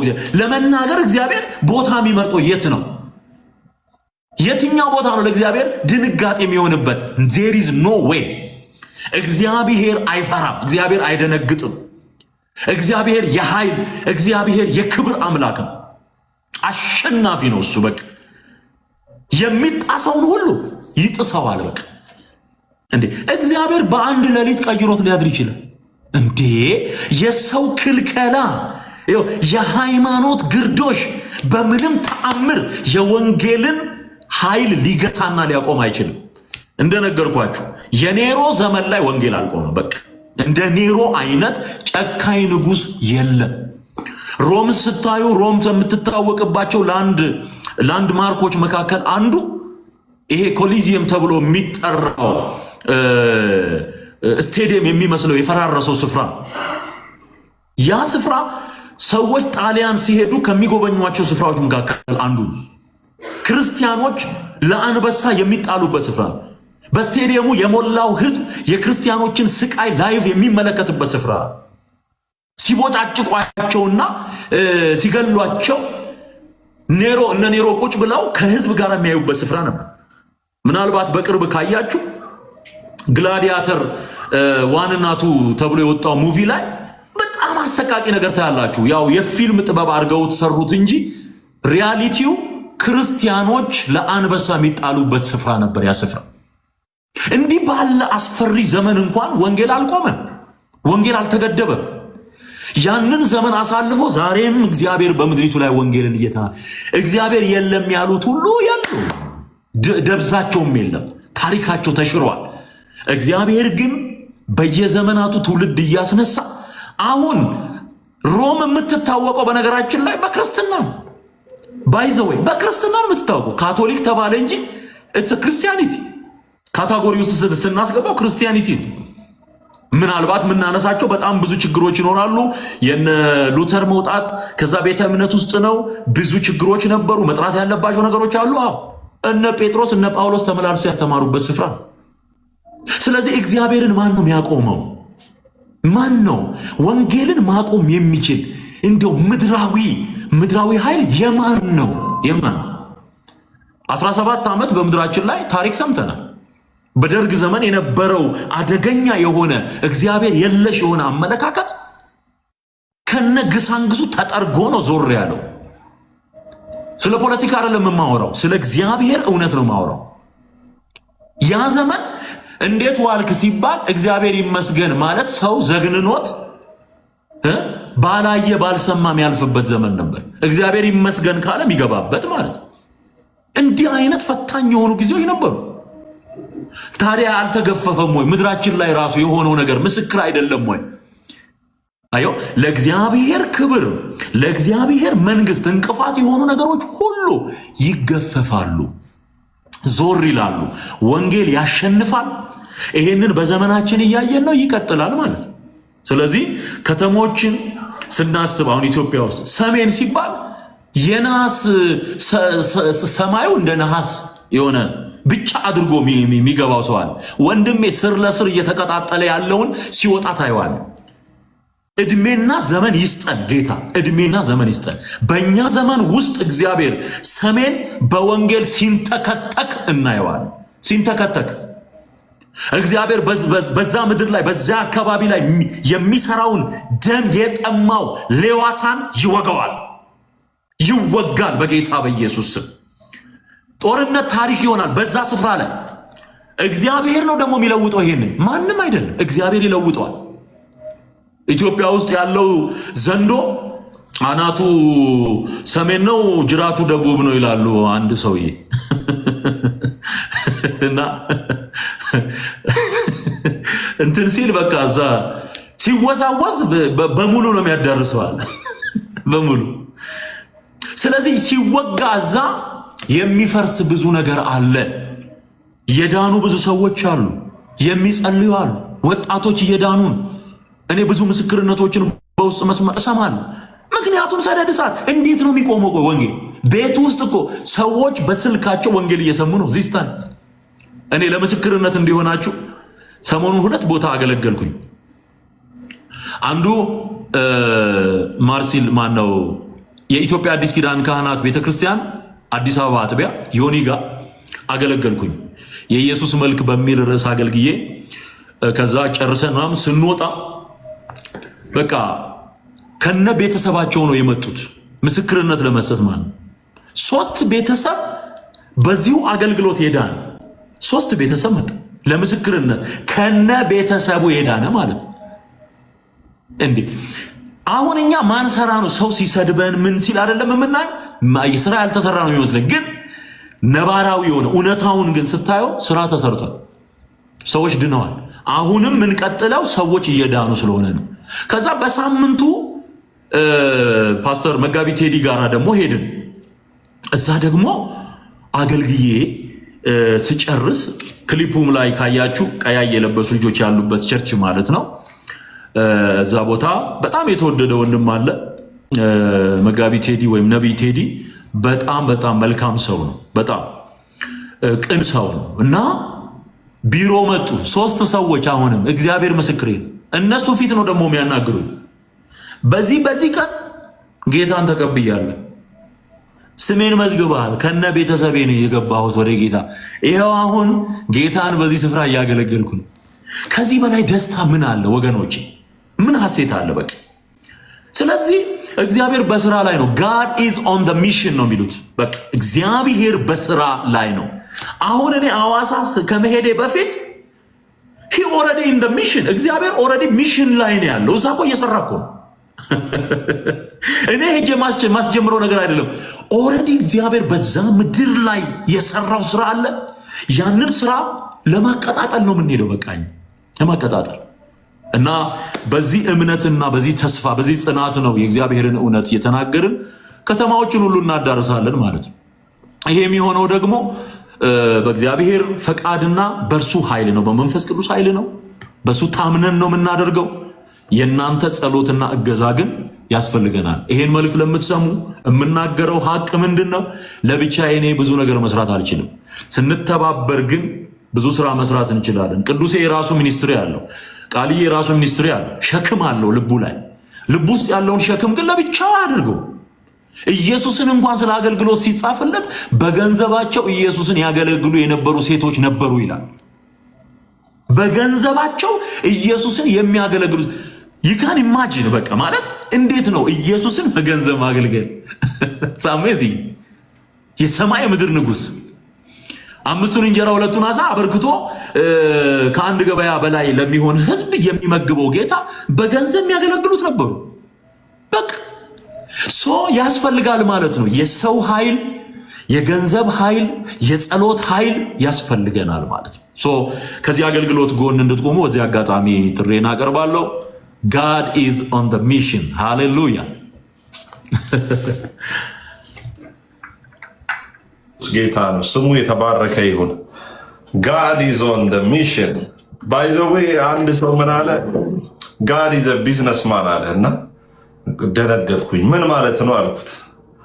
ቢዝነስማን ከስተመሮችን አትራክት ማድረግ ነው ወደ ራሱ ኦኬ፣ ወደ ራሱ ፕሮዳክሽን ወደ ራሱ ካምፓኒ ማምጣት ነው ይፈልገዋል።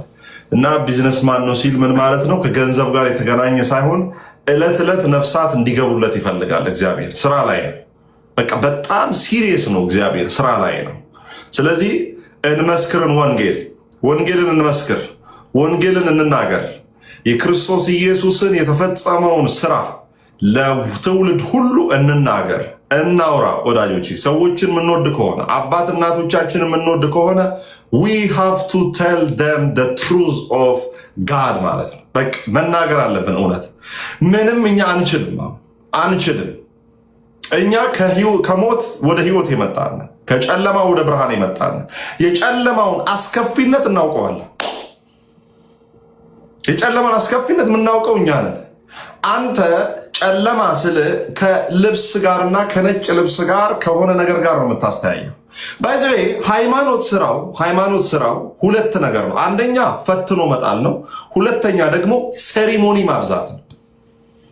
ሃይማኖት አንተን አትራክት ሊያደርግ የሚፈልገው በሴሪሞኒ ነው፣ በአለባበስ እንደ ቻይና ወታደር አብሮ እኩል በመራመድ ማለት ነው።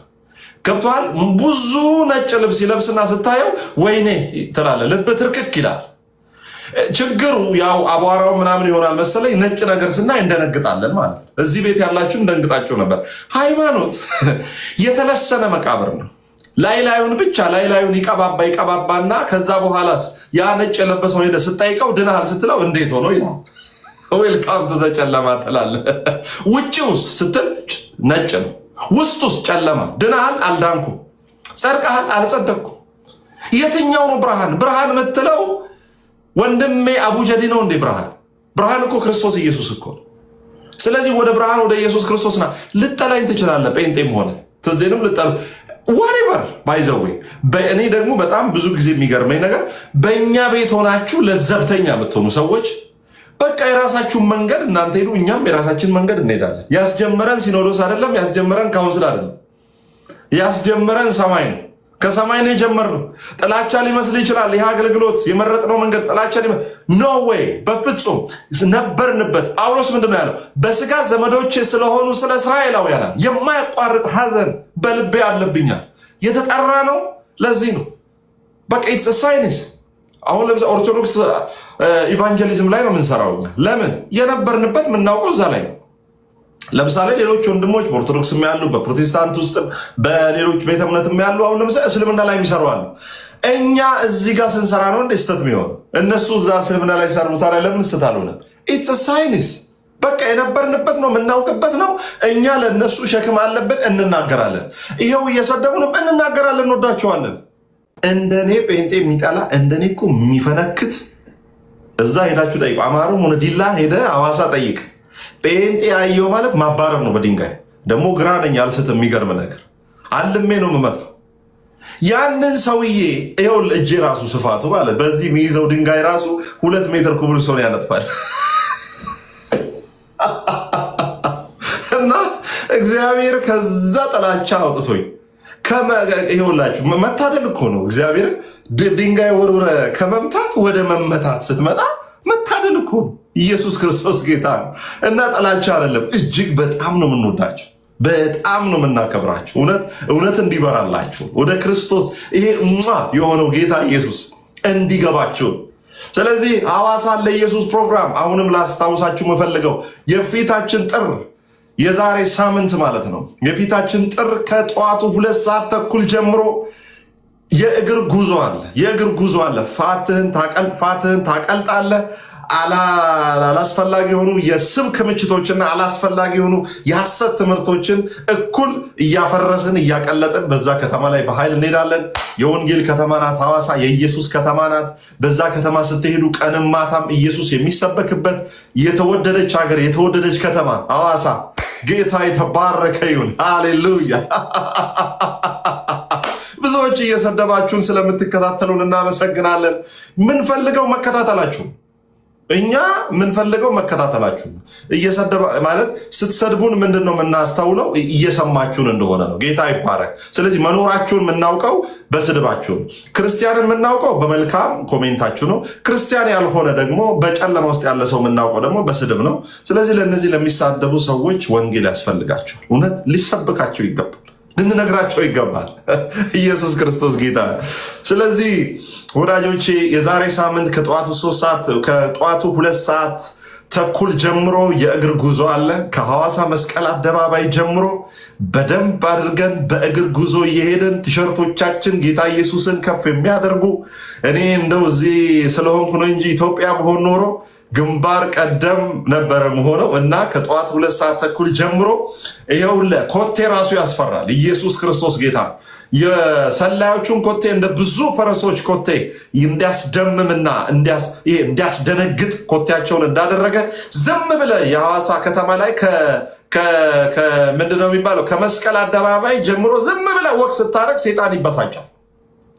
ኢያሪኮ ላይ 7 ዙር ነው የዞሩት። ባይዘው 7 ዙር ነው የዞሩት እና እኛም ሐዋሳ ላይ እንዞራለን። የሚወድቅ መንፈስ አለ ማለት ነው። ኢየሱስ ክርስቶስ ጌታ። በቃ እንዞራለን። ስንዞር የሚወድቀው ማለት ነው ያለ የሆነ ተፈጥሯዊ ነገር አይደለም። ከተፈጥሯዊው ጀርባ ሆኖ ይሄ ወንጌል እንዳይሰማ የሚፈልግ ጨለማ ኃይል ነው የሚመታው ማለት ነው። ኢየሱስ ጌታ ነው። ስለዚህ ቅድም የተናገርናቸው በጣም ትዝም የተናገረው ነገር አለ። ከጠዋቱ 2 ሰዓት ተኩል ጀምሮ በሐዋሳ መስቀል አደባባይ ቲሸርቱን በመግዛት እዛ እንድትገኙ በእግር ጉዞ ላይ እንጫወታለን። የእግዚአብሔርን ቃል እንሰብካለን። ኢየሱስን በጨዋነት የሌሎችን ቤተ እምነት ሳንነካ እውነትን እየተናገረን በሐዋሳ ከተማ ላይ እንሰብካለን። በቀጣዩ እሁድ ደግሞ በቀጣዩ ቀን ማለት ነው ዛሬ ቅዳሜ ሆኖ ነገ እሁድ ደግሞ ከ7 ሰዓት ጀምሮ በመስቀል አደባባይ ሁላችሁ መጽሐፍ ቅዱስ ይዛችሁ የምትችሉ ኢየሱስ የሚል ጽሑፍም ጽፋችሁም ሆነ የቻልከውን ሁሉ ይዘ ፏ ብላችሁ በእግዚአብሔር መገኘት ስር በመስቀል አደባባይ እንድትገኙ አንድ ሰው ቢያንስ 5 ሰው ይዞ መምጣት አለበት። ወትውተም ይዘ መምጣት አለበት። በቃ ወትውተም መምጣት አለበት። ስለዚህ መነዝነዝ አለብህ። ሰዎችን መነዝነዝ። ሰው እንኳን እኮ የሳፋሪኮም ሲም ግዛ ብሎ ይነዘንዛል እኮ አይደለም እንዴ? በደንብ አድሮቲያንስ የሚባል ነበረ እነ ያሬዶ የሚሰሩበት። በቃ ሰው ሁሉ ሲሰብኩ ማለት ነው። ስለ ኢየሱስ በደንብ አድርገህ ስበክ። 5 ሰው ይዘናል። በቃ 5 ሰው 1 ለ5 ነው የአብዮታዊ ዲሞክራሲ ነው እያሉ ይበሉ እነሱ፣ እኛ አላለም። 5 ሰው ይዘናል። 5 ሰው ይዘ ወደ መስቀል አደባባይ ና። በደንብ አምሮባችሁ ፀጉራችሁን ተተኩሳችሁ ፀጉርህን አጥበ ከሌለ በአጃክስ በደንብ አድርገህ ፈትበ ታጥበ ቫዝሊን ተለቅልቀ ለጌታ ክብር ና። ከዛ በኋላ ታመልካለህ፣ ከፍ ትላለህ። ኢየሱስ ክርስቶስ ጌታ ነው። እኛ ከፍ የምናደርገው አንድ ጊዜ ካስታወሳችሁ ወንጌል ይሰበካል፣ ወንጌል በቡድት ይሰበካል፣ እውነተኛ ወንጌል ይሰበካል። ማርያምን ከፍና አናደርግም። የምናደርገው አንድ እሱ ኢየሱስ ነው። መጽሐፍ ቅዱስ እንዲህ ይላል፣ እኛ ግን የተሰቀለውን ክርስቶስን እንሰብካለን። የምንሰብከው ማንን ነው? የተሰቀለውን። ያልተሰቀለ አይሰበክም እያለ ነው ጳውሎስ። በሌላ የተሰቀለውን ሲል ምን ማለት ነው? ከተሰቀለው ውጭ መስቀሉ ጋር የነበሩትም ዮሐንስም ማርያምም 12ቱም ሐዋርያት አይሰበኩም። የእግዚአብሔርም የልብ ትርታ፣ የሰውም የልብ ሐሳብ፣ የእግዚአብሔርም አጀንዳ ማንንም ማድመቅ መኳል አይደለም። አጀንዳው ምንድን ነው? የሞተልን ብቻውን ከሊቶስጥሮስ ግርጌ እስከ ቀራንዮ ራስጌ የተዳፋ በረጋ ደም በተጣበቁ ከንፈሮች ለሚገሉት ሁሉ እግዚእ እስረዮሙ እስመ በዘ ኢያእምሩ ይገብሩ፣ የሚያደርጉትን አያውቁምና ይቅር በላቸው ያለ በቀራንዮ ላይ የተንጠለጠለ የወንድነት ክብሩን አጥቶ ወዳጆቼ ወገቡ በጦር ተወቅቶ ውሃና ደም ቀላቅሎ ያወጣ እግሮቹ በችንካር የተቸነከሩ በአናቱ ላይ የሾህ ጉንጉን የተደረገለት በሰፍነግ ሐሞትና ከርቤ አድርገው ቀላቅለው ያጠጡት ያ የቀራንዮው ጌታ በዘላለም የደም ኪዳን በፍቅሩ ከአብ ጋር ያስተሳሰረን የሞተልን ራቁቱን የሆነ ፊቱ በቡጢ ተመቶ ያበጠ እነዛ ምድርና ሰማይን የፈጠረ ባህርን በእስትንፋሱ እፍኝ የሚሰፍረው ተራሮችን ትክክል የሚያደርገው ጌታ ኢየሱስ ክርስቶስ ብቻ ይሰበካል። ሌላ አጀንዳ፣ ሌላ ዓላማ የለን። የሚሰበከው ኢየሱስ ብቻ ነው። ከዛ በኋላ ራእይ ዮሐንስ ላይ ደግሞ የሚዘመረው ለማን ነው? ለፍጡር ይዘመራል? አይዘመርም። ለፍጡር የዘመረ መጽሐፍ ቅዱስ ላይ ተታውቃል? የለም። ለፍጡር መዘመር ማለት ዘፈን ማለት ነው። ከመሐሙድ አህመድ ምንም የተናነስከው ነገር የለም። ለፍጡር ማቀንቀን፣ ለፍጡር ማዜም ዘፈን ነው። ሊትራሊ መጽሐፍ ቅዱስ ምንድን ነው የሚለው? መዝሙር ለማን ነው የሚገባው ነው የሚለው መጽሐፍ ቅዱስ። ታርደሃልና ይገባሃል። ታርደሃልና ምን ይገባሃል? የታረደው ማን ነው? ኢየሱስ። መዝሙርስ የሚገባው ለማን ነው? ለኢየሱስ። በቃ ለኢየሱስ ስብከት፣ ለኢየሱስ ዝማሬ። ሐዋሳን ለኢየሱስ ተራራው ገና ዝቅ ይላል፣ ሰርጓጉጡ ቀጥ ይላል። የትኛውም የጨለማ ኃይል ወገብ ሁሉ ይፈታል። የጠንቋይ መተተኛ፣ አስማተኛ፣ ሃይማኖተኛ፣ ውሸተኛ የክርስቶስ ኢየሱስን ወንጌል የሚቃወም ተቃዋሚ ውጭውን በሚያብረቀርቅ ልብስ ለብሶ ውጭውን አሳምሮ ውስጡ ጨለማ የሆነበትን ሰው በወንጌል እሳት ለኩሰን የጨለማን ጉልበት እንሰብራለን። የሃይማኖት አከርካሪው ይሰበራል። ኢየሱስ በዛ ስፍራ ብቻውን ይደምቃል። ምንም አማራጭ የለን። ስለዚህ ሐዋሳን ለኢየሱስ ከዛሬ ጀምሮ ለኢየሱስ የሚለውን እኔም በፌስቡክ ላይ ለቅቄያለሁ፣ በቲክቶካችን ላይ እንለቃለን። ሁላችሁም ስቶሪ አድርጉ፣ ፕሮፋይል ፎቶአችሁ አድርጉ። ለኢየሱስ የሚለውን ሁላችሁም ቶሎ ቶሎ ፕሮፋይል ፎቶ አድርጉ። ያደረጋችሁ ልጆች አላችሁ፣ ለኢየሱስ የሚለውን ፕሮፋይል አድርጉ፣ ሼር አድርጉ። የትዜን አሁን ቪዲዮዎች የገባችሁ ቲክቶኩ ላይ በደንብ ሼር አድርጉ፣ የእኛንም ሼር አድርጉ። በወንጌል አብረን እንስበክ። ትዜ አይደለም። ስለዚህ ትዜ የሚከብርበት አይደለም፣ እኛ የምንከብርበት አይደለም፣ ኢየሱስ ነው። ሁላችሁም አብሮ ሰራተኛ ሁኑ። ጌታ ኢየሱስ ይባርካችሁ። ሌላው ትዜ የመጨረሻው ማስተላለፍ የምትፈልገው የመጨረሻ ሀሳብ ምንድን ነው? ይሄንን ሰምተን እንጨርሳለን። ከዛ ትጸልይልናለህ። ኦኬ፣ እሺ፣ በጣም ጥሩ ነው ቃልዬ። ጥያቄዎችን ጨርሰሃል ብዬ ተስፋ አደርጋለሁ። ሉሴ የሚያቀረብካቸውን ጥያቄዎች በትክክል መልሻለሁኝ። ደግሞ ሌሎች ቀናት ስላሉ ከፊታችን ባሉ ቀናት እነዚሁ እየገባን የእግዚአብሔርን ቃል እንካፈላለን። ተጨማሪ መረጃዎች ካሉ ለሰዎች እናቀብላለን። የእግር ጉዞ መከት እንግዲህ ከእግዚአብሔርም በሰማነው አሁን ቅድምም ቅዱሴም ስትናገረው ነበር። ያ ነው በወክ በማድረግ ውስጥ አንደኛ ምስክርነት አለ። የወንጌል ምስክርነት ይነገራል። በቦዲቲም ይህንኑ አድርገናል። በቤቱ ውስጥ ላለ ሰው መውጣትም ለማይችል እየዞርን ስንመሰክር በዋና ዋና መንገዶች ላይ ወንጌልን ስፍራው ላይ ቤቱ ሆኖ ሰው ይሰማል ማለት ነው። መምጣት እንኳን ባይችል ወንጌልን እናደርሳለን። ሁለተኛው ግን እንደተባለው በእግር ጉዞ ውስጥ ክርስቲያኖች በምንሄድበት ስፍራ የእግዚአብሔር ፕሬዘንስ አለ ብዬ ነው ማምነው። ስለዚህ ያ ሁሉ አማኝ በነቂስ ወጥቶ ሐዋሳ ላይ በየትኛውም ቸርች ውስጥ ያላችሁ ይሄ የወንጌል ስራ ነው። አብራችሁ ጎዳናዎቹን ሞልተን ወንጌል እየሰበክን ነጭ ለብሰን እንዞራለን ማለት ነው። ነጭ ለብሰን ለመዞር ነው ያሰብነው። ነጭ ተለብሶ ይዞራል ማለት ነው። ስንዞር ወንጌል እንሰብካለን፣ ስንዞር እንዘምራለን። ዝም ብሎ አይደለም፣ እንጸልያለን። እየጸለይን ስንሄድ የሚሰበር ነገር አለ። የሚወድቅ ቀንበር አለ በምድሪቱ ላይ ያለ እግዚአብሔር ሊመታው ያሰበው ነገር ስላለ ነው ይህንን የምናደርገው። ይሄ እንትን አይደለም፣ ሰርከስ አይደለም፣ ሩጫ ውድድር አይደለም። ይሄ ሩጫ ውድድር ወክ ነው የምናደርገው። በጣም ረጋ ብለን በጣም ደስ ብሎን ወንጌል እየሰበክን ነው ምን ዞረው ማለት። ስለዚህ ታሪክ ቅድም እንዳነሳው ቅዱሴ በቃ በዚህ የእምነት ጉዞ ስለሆነ ቃል እየተሰበከ መዝሙር እየተዘመረ ከእንደገና ደግሞ እየተጸለየ ነው የሚደረገው ማለት። እነዚህ ሶስት ነገሮች ወሳኝ ናቸው። እሱን እናደርጋለን። እሁድ በሚኖረን ፕሮግራም ባይዞ ሌሎችም አገልጋዮች አሉ እነ ዘማሪ ኤፊ፣ እንደዚሁም ደግሞ በሲዳምኛ በሚዘምረው ወንድማችን አብነት፣ በስፍራው ለሚመጡ ደግሞ ሲዳምኛ ቋንቋ ለሚሰሙ እንደዚሁ መልእክት ይተላለፋል። ዝማሬ ይቀርባል። የወንጌል ትምህርት ምስክርነቶች ይቀርባሉ። እነዚህ ስናደርግ ነው ያው ሰዎችን ልባቸውን ወደ ጌታ የምንማርከውና እሁድ ከ7 ሰዓት ጀምሮ ነው የሚሆነው እስከ ምሽቱ 2 ሰዓት ድረስ እናጠናቅቃለን። ሐዋሳን ለክርስቶስ ክሌም እናደርጋለን ማለት ነው በቃ